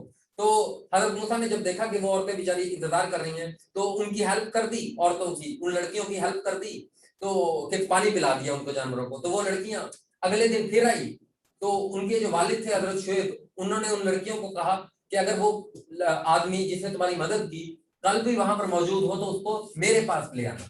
तो वो लड़कियां जो थी तो वो हजरत मूसा को लेकर अपने वालिद के पास चली गई। जब अगले दिन भी हजरत मूसा वहां पर मौजूद थे, तो हजरत मूसा को हजरत शुएब अलैहिस्सलाम ने एक ऑफर की। उन्होंने कहा कि अगर तू मेरी 13 साल बकरियां चराए, ठीक है जी, तो मैं तेरे साथ अपनी एक बेटी की शादी कर दूंगा, और अगर तू मेरी 20 साल बकरियां चराए तो मैं तेरे साथ जो है 2 बेटियों की शादी कर दूंगा। ठीक है, उस वक्त तक यह काम नहीं था कि 2 बहनें इकट्ठी आप एक घर में नहीं रख सकते।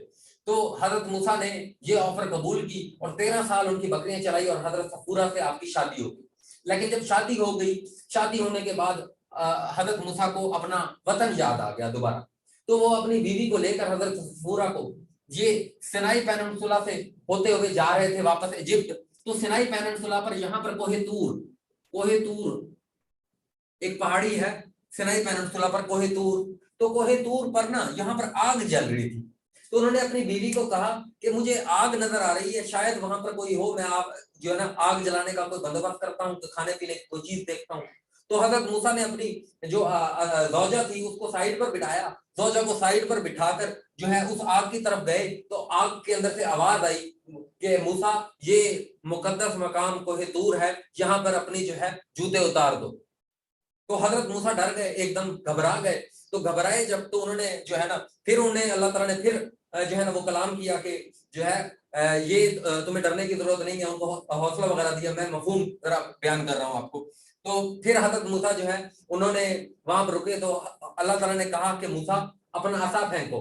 तो हजरत मूसा ने अपना असा फेंका, तो एकदम वो जो है ना सांप बन गया। ठीक है जी। इस तरीके के फिर अल्लाह ताला ने कहा कि अपना हाथ अपने बगल के अंदर डालो, तो बाहर निकाला तो चमकता हुआ चांद बन गया।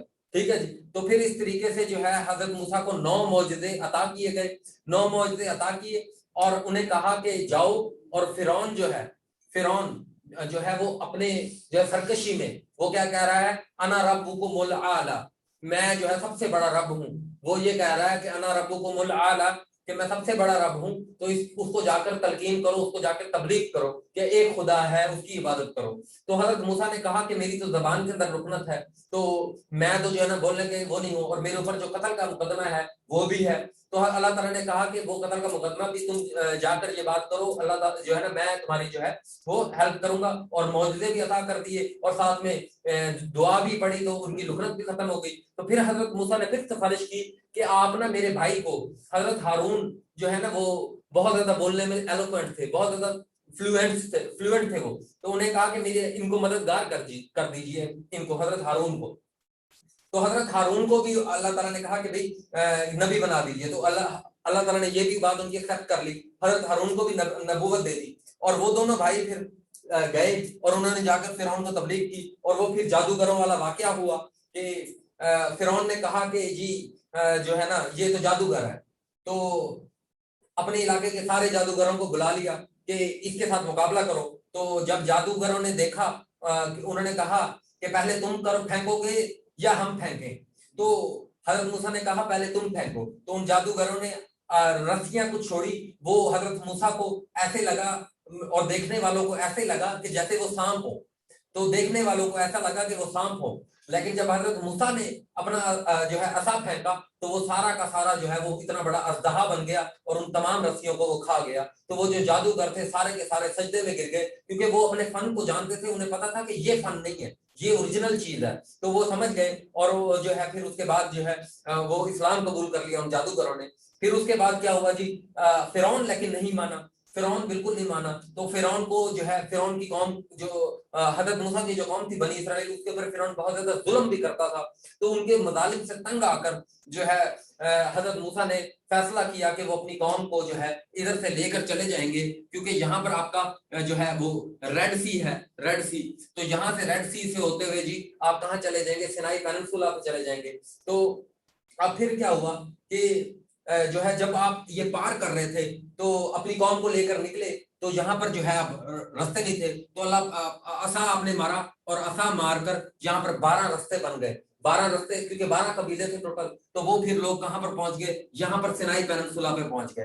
तो लेकिन ये सिनाई पेनिनसुला के इस तरफ ना, ईस्ट वाली साइड पर खुला चटियल जगह थी, और सूरज डायरेक्ट पड़ता था। तो हजरत मूसा ने फिर यहाँ पर ऐसा किया, तो यहाँ पर एक पहाड़ बन गया, एक पहाड़ बन गया जो उनको जो है वो छांव प्रोवाइड करता था, जो उनको क्या प्रोवाइड करता था, छांव। तो इसकी इस तरह से कौम जो है ना वो इधर आबाद हो गई सिनाई पेनिनसुला में। फिर अल्लाह ताला ने उनको कहा थोड़ा सा ऊपर जाओ, ऊपर जाकर यहाँ पर करके ना जो है जेरूशलम जो है, जेरूशलम इसको फतह करो, अपना जो तुम्हारा घर है इसको फतह करो। तो लेकिन जो है ना उन लोगों ने कहा कि भाई अल्लाह को कहो जाके खुद कर ले, ठीक है जी, तुम लड़ो, तुम्हारा मूसा खुदा लड़े जाकर। तो फिर उनको 40 साल इस सराय सीना में, सिनाई पेनिनसुला को क्या कहते हैं, सराय सीना डेजर्ट है, ये डेजर्ट है, ये जो है सहरा है, रेत है, चटियल है, गर्मी है इधर बहुत ज्यादा। तो यहाँ पर जो है ना उन्होंने 40 साल वो जलील होते रहे, 40 साल वो जलील होते रहे। उसी दौरान हजरत मूसा का भी इंतकाल हो गया, हजरत हारून का भी इंतकाल हो गया। तो हजरत हारून का जब इंतकाल हुआ, तो फिर उन्होंने, इन लोगों ने ना रिक्वेस्ट की कि अल्लाह ताला से कि जी हमें ना कोई लीडर दे। तो अल्लाह ताला ने फिर इनको तालूत दिया। तो तालूत की क़यादत में इन्होंने जालूत से लड़ाई लड़ी, जो कि यरूशलेम का लीडर था, और जालूत को जो है वो शिकस्त दी। लेकिन जालूत को कत्ल करने के लिए फिर एक नए नबी आए, जिस नबी को कहते हैं हजरत दाऊद अलैहिस्सलाम, जिनके ऊपर ज़बूर की किताब उतारी गई थी, जिसके अंदर एक चैप्टर है सॉन्ग ऑफ सोलोमन, तो वो किताब उतारी गई। तो फिर जो है उसके बाद हजरत दाऊद को अल्लाह ताला ने लोहे के ऊपर भी अबूर हासिल दे दिया था, लोहे को वो पिघलाकर उसके से हथियार बना लेते थे। उसके बाद हजरत दाऊद के बाद हजरत सलमान, जिनको पूरी कायनात की अल्लाह ताला ने, पूरी दुनिया की जो है हर अशिया के ऊपर हुकूमत दी हुई थी, हजरत सलमान आए। तो हजरत सलमान अलैहिस्सलाम ने जो है सोलोमन टेम्पल बनाया था यहाँ पर, ठीक है जी, 957 BC में। ठीक है, तो ये हजरत मूसा की थोड़ी सी स्टोरी थी, इंटरेस्टिंग थी, मैंने कहा चलो सुना देते हैं आपको। तो अच्छा, हम थे कहाँ पर? हाँ, तो फर्स्ट टेम्पल जो है वो 957 BC में जो है ना वो क्या हुआ जी, जो बनी थी वो बख्त नसर, जो नेबूकदनेस्सर है वो, अब ये यहाँ पर इन्होंने फतह कर लिया था यरूशलेम को। यहाँ पर अब कौन आबाद थे? तालूत। और उसमें यरूशलेम में कौन आबाद थे जी? यहूदी आबाद थे। बख्त नसर आया इराक से, ये यहाँ पर करके इराक होगा, यहाँ पर करके इराक होगा। इराक से आया, बेबीलोन का बादशाह था वो बख्त नसर। तो बख्त नसर ने यहाँ से आकर यरूशलेम के ऊपर हमला किया और 2 लाख यहूदियों को कत्ल कर दिया, और 1 लाख यहूदियों को वो कैदी बनाकर अपने साथ इराक में ले गया, बेबीलोन में ले गया। उन्होंने इसको जो है ना, और फर्स्ट टेम्पल को भी बर्बाद कर दिया। और ये कौन सी अंपायर थी जी? ये आपकी बेबीलोनियन अंपायर थी, एक असीरियन अंपायर और एक बेबीलोनियन अंपायर। मिडल ईस्ट की हमने अंपायर देखी। उसके बाद हमने देखा असीरियन अंपायर के बाद बेबीलोनियन अंपायर, बेबीलोनियन अंपायर के बाद एक्मेनीड अंपायर। ठीक है जी, एक्मेनीड अंपायर के हमने देखा कि यहाँ पर साइरस द ग्रेट जो था, जिसको हजरत जुल्करनैन के बारे से भी तशबीह दी जाती है, साइरस द ग्रेट, उसने इनको दोबारा यहूदियों को यहाँ बसने की जो है इजाजत भी दी और उनको पैसे भी दिए। उन्होंने दोबारा सोलोमन टेम्पल पे अपना सेकंड टेम्पल बनाया। पहले फर्स्ट टेम्पल तो उसमें डिस्ट्रॉय कर दिया, तो सेकंड टेम्पल भी बना कर दिया। तो उसके बाद लेकिन जो है वो क्या हुआ, 539 से लेकर 330 तक एक्मेनीड अंपायर रही। उसके बाद यहाँ पर सिलसिला टूट गया था हमारा। ठीक है जी, अब यहीं पर सिलसिला मैं तोड़े रखूंगा। तो उसके बाद क्योंकि यहाँ पर अलेक्जेंडर द ग्रेट आता है और वो हमने थोड़ा सा डिटेल में देखना है, कोशिश करते हैं कि अगर आज देख सकते हैं तो अगर आज देख सकते हैं तो इंशाल्लाह, तो थोड़ी सी अच्छा। उसके बाद अगर हम पहले अपना कनेक्ट कर ले, उसके बाद जी हमारा इजिप्शियन सिविलाइजेशन हमने देख ली, और इसके अंदर जो ये असीरियन अंपायर इजिप्ट के अंदर भी थी। उसके बाद जी इसका बहुत सारा पोर्शन। उसके बाद हमने देखा यूरोप के अंदर आपकी 2 कल्चर थे, एक रोमन सिविलाइजेशन का कल्चर था और एक ग्रीक सिविलाइजेशन का कल्चर था। और हमने रोमन सिविलाइजेशन में देखा सैचरन उनका सबसे बड़ा, जो सबसे पहला खुदा था। उसके बाद जुपिटर, नेपच्यून, वीनस, प्लूटो, इस तरह के सारे उनके खुदा आए। उसके बाद हमने रोमन सिविलाइजेशन में देखा कि रोमन सिविलाइजेशन बाद में रोमन रिपब्लिक में कन्वर्ट हो गई। यहाँ पर एक बादशाह आया रोमन रिपब्लिक का, रोमलस। ठीक है जी, रोमलस आया 753 से लेकर 509 BC तक। ठीक है जी, जिसने Roman kingdom, old Roman kingdom की बुनियाद रखी। ठीक है जी, उसके बाद 509 BC में लुकियास ने रोमन रिपब्लिक की बुनियाद रख दी। और ये रोमन रिपब्लिक जो है, इसका लास्ट रूलर था जूलियस सीजर। और जूलियस सीजर 60 BC में असैसिनेट कर दिया गया, उसे कत्ल कर दिया गया। उसके बाद जो इसका लास्ट रूलर आया वो आया जी अगस्तियस ऑक्टेवियन, जिसने 27 BC में इस रोमन रिपब्लिक को रोमन एम्पायर में 27 BC में कन्वर्ट कर दिया। यहाँ पर हमने सिलसिला रोक दिया था। हाँ, फिर उसके बाद हमने ग्रीक में देखा। तो ग्रीक में हमने देखा कि उनका ज़्यूस उनका बहुत बड़ा खुदा था। और ग्रीक में हमने देखा हेरोडस। ग्रीक में हमने क्या देखा? हेरोडस देखा। हेरोडस के बाद अरिस्टोफेनस लिख लो, अरिस्टोफेनस पहला कॉमेडियन है, अरिस्टोफेनस। हाँ, ये भी ग्रीक है, कॉमेडियन। उसके बाद होमर जो है, जिसने लिखी है लिलियार्ड और ओडेसे। लिलियार्ड और ओडेसे, ये लिलियार्ड जो है ना, बेसिकली आपने, अगर आप में से किसी ने देखी होगी, एक मूवी है ट्रॉय, हेलन ऑफ ट्रॉय नहीं, ट्रॉय एक मूवी है जिसके अंदर ब्रैड पिट को एज ए एक्टर दिखाया गया है। Brad Pitt is a versatile actor of Hollywood. ठीक है, the most versatile actor of Hollywood, Brad Pitt. ठीक है जी, तो ब्रैड पिट ने इसमें एक्टिंग की है कमाल। और हेक्टर, इसमें एक्लीस और हेक्टर को कैरेक्टर को दिखाया है, एक्लीस और हेक्टर। ट्रॉय मूवी है, बहुत ही जबरदस्त किस्म की मूवी है।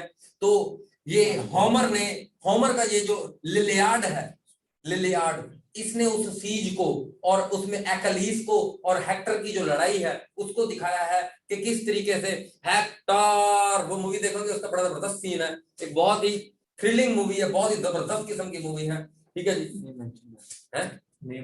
ट्रॉय मूवी का नाम है, ट्रॉय। तो ये ट्रॉय एक कबीला है जिसके ऊपर एक सीज होती है, तो ये बहुत ही जबरदस्त किस्म की, तो ये लिलियाड जो होमर का नॉवल है इसी से ये इंस्पायर होकर जो है ना बनी थी। और ओडेसे जब वो फतह कर लिया जो है उन्होंने रोमन्स ने ग्रीक को ये फतह कर लिया, और जो रोमन किंग आया ग्रीक्स के अंदर, रोमन किंग आया, तो उसके ऊपर जो पूरी स्टोरी लिखी है होमर ने, उसको कहते हैं that is called Odyssey. Iliad and Odyssey basically a branch child of Homer. Homer आपका क्या है, एक लिटरेट है, ग्रीक लिटरेट है होमर, ठीक है जी। उसके बाद आपका हेरोडस हमने लिख लिया, सुकरात हमने लिख लिया, उसके बाद पिथागोरस हमने लिख लिया, और उसके बाद अरिस्टोफेनस भी लिख लिया, ठीक है जी। हमने लिलियाड लिख लिया, अरिस्टोफेनस लिख लिया, उसके बाद आपको पता है सुकरात, प्लेटो और एरिस्टोटल और अलेक्जेंडर, ये हम क्या से हमारा फार्मूला बनता है SPAA, स्पा का फार्मूला बनता है। सोक्राट किसका शागिर्द था, सुकरात का शागिर्द कौन था जी, प्लाटो और ज़ेनोफोन। प्लाटो, अभी प्लाटो याद रखो, प्लाटो का कौन शागिर्द था जी, अरिस्टोटल, और अरिस्टोटल का कौन शागिर्द था जी, आपका अलेक्जेंडर द ग्रेट। तो ये हमने ग्रीक कल्चर के अंदर यहां तक देखा कि कैसे फिलोसफर था ये ग्रीक में, ठीक है जी। यानी हमने देखा कि कैसे एक रोमन कल्चर है आपका और एक आपका ग्रीक कल्चर है। ग्रीक कल्चर में देखें किस तरीके से आपके किस तरह के फिलोसफर आ रहे हैं, ठीक है जी। तो जो दी पॉलिटिक्स, दी रिपब्लिक, इस तरह की किताबें लिखी जा रही हैं। और अगर रोमन सिविलाइजेशन में देखें तो रोमन सिविलाइजेशन में देखा है कि उन्होंने किस तरीके से अर्थ के ऊपर जो है डिफरेंट जो है sky of God of sky, और इस तरीके की वो भी अर्थ के अंदर गौर फिक्र कर रहे हैं। एक रोमन सिविलाइजेशन है, एक रोमन कल्चर है, एक रोमन फिलोसफी है और एक ग्रीक फिलोसफी है। और आगे जाकर जब हम देखेंगे मजीद हिस्ट्री में तो ये आगे जाकर बन जाएंगे ग्रेको रोमन सिविलाइजेशन, यानी जो आगे की सिविलाइजेशन एक डेवलप होगी। हमने यहाँ पर देखा था ग्रीस के अंदर जो है आपके एथेंस और स्पार्टा, दो कबीले थे, वॉरियर ट्राइब थे, और वो हम देखेंगे कि आगे किस तरीके से ये ग्रेको रोमन कल्चर जो है eventually will lead the world, ठीक है जी। और आज भी हम देखते हैं कि थोड़ा अर्सा पहले तक जब तक अमेरिका का इन्फ्लुएंस नहीं आया था तो आपका ये जो ग्रेको रोमन कल्चर था, बर्तानिया ने आपने देखा कि पूरी दुनिया पर कैसे कब्जा किए रखा, तो वो इसी ग्रेको रोमन कल्चर से इन्फ्लुएंस थे। उन्होंने उनकी हम रिनाइसेंस को देखेंगे, उनकी इनलाइटमेंट, एज ऑफ इनलाइटमेंट को देखेंगे, उनकी डार्क एजेस को देखेंगे, उनकी मोनार्कीज को देखेंगे कि किस तरीके से गेम ऑफ थ्रोन्स उधर जो है, आपने अगर किसी ने सीजन देखा होगा गेम ऑफ थ्रोन्स का तो उसके अंदर किस तरीके से वो दिखाया गया कि किस तरीके से वहां पर यूरोप के अंदर डिफरेंट किंगडम्स और मोनार्कीज आपस में लड़ते रहते थे। तो इस तरीके से जो है वो इन्फ्लुएंस था। उसके बाद अगर हम देखें तो ये तो रोमन यूरोपियन का हो गया, तो यूरोपियन के हम यहां तक पहुंचे हैं सिर्फ कि यूरोपियन में एक रोमन कल्चर है और एक ग्रीक कल्चर है। और रोमन सिविलाइजेशन में हमने क्या देखा जी, रोमन रिपब्लिक और रोमन एम्पायर तक हम पहुंचे, और जिस रोमन एम्पायर में अगस्तियस ऑक्टेवियन 27 BC में आया है, जिसने इस रोमन रिपब्लिक को रोमन एम्पायर में कन्वर्ट कर दिया। और उसके बाद ग्रीक कल्चर में हम यहां तक पहुंचे हैं कि ग्रीक में आपका अरिस्टोफेनस, होमर, उसके बाद पिथागोरस, उसके बाद सुकरात, उसके बाद प्लेटो, उसके बाद एरिस्टोटल और उसके बाद अलेक्जेंडर तक पहुंचे हैं। यानी अलेक्जेंडर का अगर मैं इरा लिख दूं आपको तो 356 BC से लेकर पैदाइश से लेकर बर्थ, वो इरा है उसका रेन का, ठीक है जी। मरा कब है 300, यहां तक हम पहुंचे हुए हैं ग्रीक कल्चर में। ग्रीक कल्चर में हम यहां तक पहुंचे हुए, ठीक है जी। उसके बाद अगर हम देखें तो ये तो रोमन हो गया, उसके बाद मिडिल ईस्टर्न हो गया, और उसके बाद जो है आपका जो है ना वो हो गया इजिप्शियन हो गया। अब मिडिल ईस्टर्न में हमने देखा कि आपकी एक्मेनीड एम्पायर थी, और यहाँ पर आपका अलेक्जेंडर द ग्रेट का टाइम क्या हुआ टाइम हो गया 10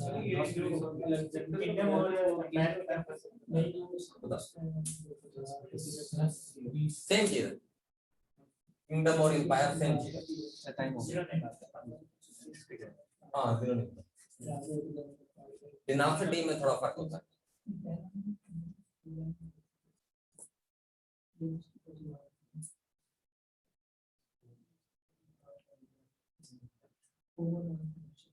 एक्मेनिड अंपायर बिल्कुल ईरान की थी बिल्कुल, जिसकी आपको पता है पर्सिपोलिस तख्ते जमशेद हमने बताया था। ठीक है, तो अब हम यहाँ से आगे इंशाल्लाह इसको कनेक्ट करेंगे, क्योंकि यहाँ पर अब अलेक्जेंडर जो है वो पूरी दुनिया को पता करेगा।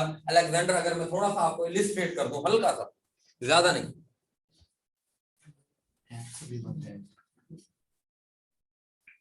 अलेक्जेंडर का अगर मैं हल्का सा आपको दिखा दूं, तो अलेक्जेंडर जो है आपका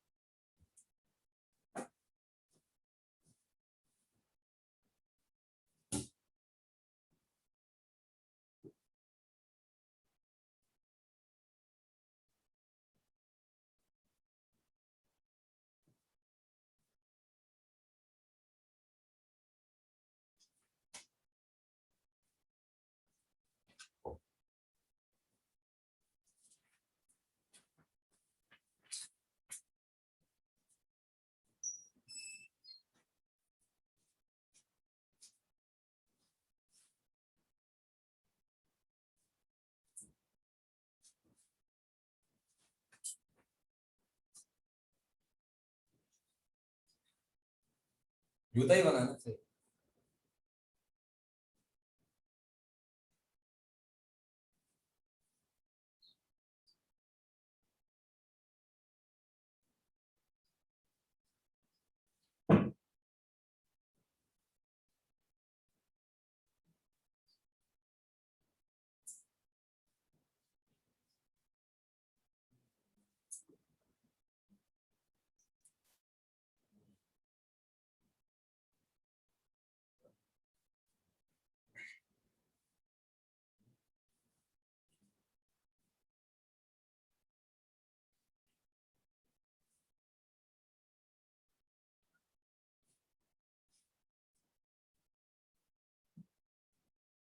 ठीक है जी, तो ये आपका सीरिया हो गया,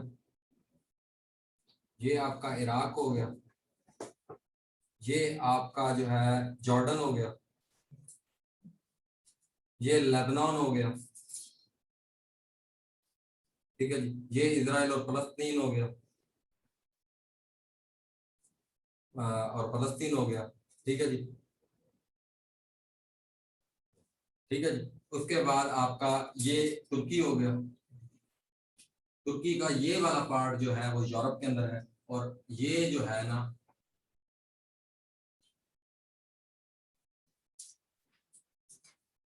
ठीक है जी, ये आपका टर्की हो गया।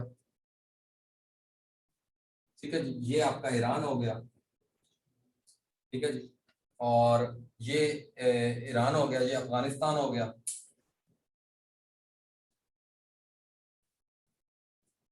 और ये आपका पाकिस्तान हो गया। ठीक है जी, तो ये आपका ग्रीस है, और ग्रीस के ऊपर यहां पे करके एक कंट्री है दैट इज कॉल्ड मैसिडोनिया।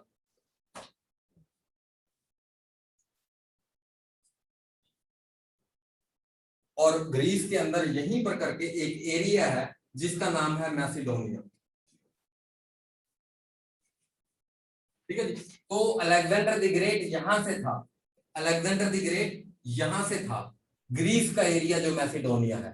ठीक है जी, तो ग्रीस का जो एरिया है मैसिडोनिया, ये यहां से था, तो ये यहां से होता हुआ, यहां से होता हुआ यहां पर आया, सॉरी, ये यहां से होता हुआ, ये ग्रीस से होता हुआ यहां पर आया, तुर्की से होता हुआ ये ईरान, पर्शियन अंपायर को इसने फतह किया, पर्शियन अंपायर को फतह करके ये फिर अफगानिस्तान आया, अफगानिस्तान से होता हुआ यहाँ पर इंडस रिवर था और यहाँ पर झेलम रिवर था, ठीक है जी। तो झेलम रिवर के किनारे बैटल ऑफ हेडापस, ठीक है जी, हेडापस हुई इसकी राजा पोरस के साथ। और फिर यहाँ पर करके ना एक ब्यास रिवर था, तो यहाँ तक आया था अलेक्जेंडर द ग्रेट, ठीक है जी। तो यहाँ से लेकर यहाँ तक अलेक्जेंडर द ग्रेट ने जो है 336 से लेकर 323 तक यहाँ पर फिर दोबारा पहुंच गया था इराक में। फिर यहाँ से ये होता हुआ फिर ये मुल्तान में जब आया ना, इस जगह पर मुल्तान में, तो मुल्तान में खुनी बुर्ज के इलाके में से ना तीर मारा गया, तो तीर मारकर उस तीर से इसको नुकसान हुआ। फिर ये ईरान से इराक गया,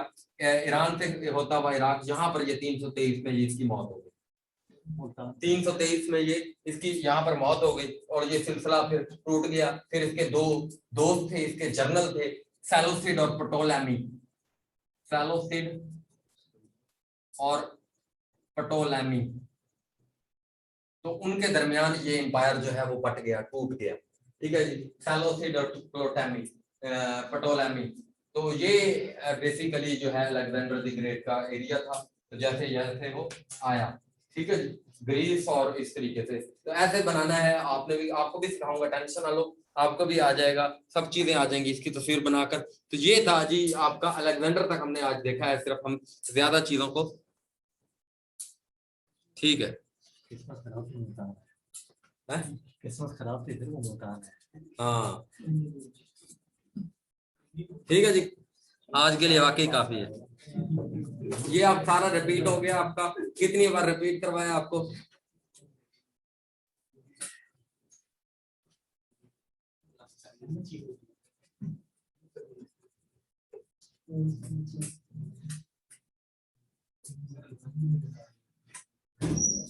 तस्वीर बना रही है, ठीक है जी, ओके जी। अब कोई और सवाल है तो पूछ लो।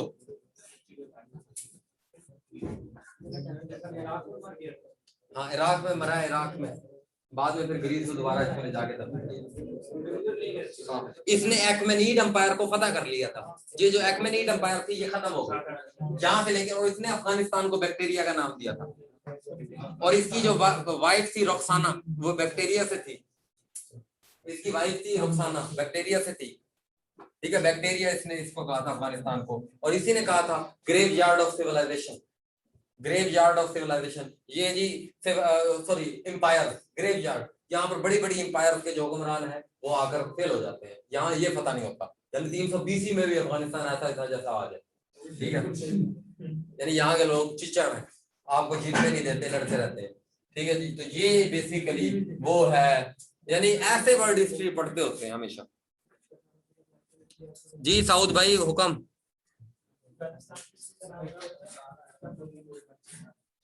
कल क्लास, कल परसों ऑफ है, कल परसों ऑफ है, लेकिन कल आपको कुछ ना कुछ लाजमी मिलेगा, ठीक है ना। ग्रुप में लाजमी कुछ ना कुछ इस तरह का होगा। और आप कल परसों, आपके लिए अपॉर्चुनिटी है बहुत बड़ी, अपना ये पूरा पिछला इसी तरीके से रिपीट करें जैसे मैंने बताया, आपको ये सारा ऐसे ही आता हो। कल परसों आपके लिए टाइम है आपके पास, आप जैसे आपको आ जाता है वैसे ही आपको जो है कल परसों जो है ना ये पूरा इसको रिपीट करें, अपने नोट्स बनाएं, इसको बार बार जो है वो पढ़ने की कोशिश करें ताकि आपके अंदर ये सारी चीजें जज्ब हो जाए। और फिर जब मैं आगे किसी ने कभी भी किसी भी टॉपिक में लफ्ज नाम लूं, मैं मुंह से बोलूं, तो आपको आगे हमेशा आता हो, ठीक है। तो इस तरीके से आप लाजमी चीजों को करेंगे तो इंशाल्लाह अल्लाह पाक आपको जो है वो कामयाब भी करेगा। ठीक हो गया, ओके ओके। बाबर करते हैं आपको, लाजमी बाबर आपको करते हैं। क्या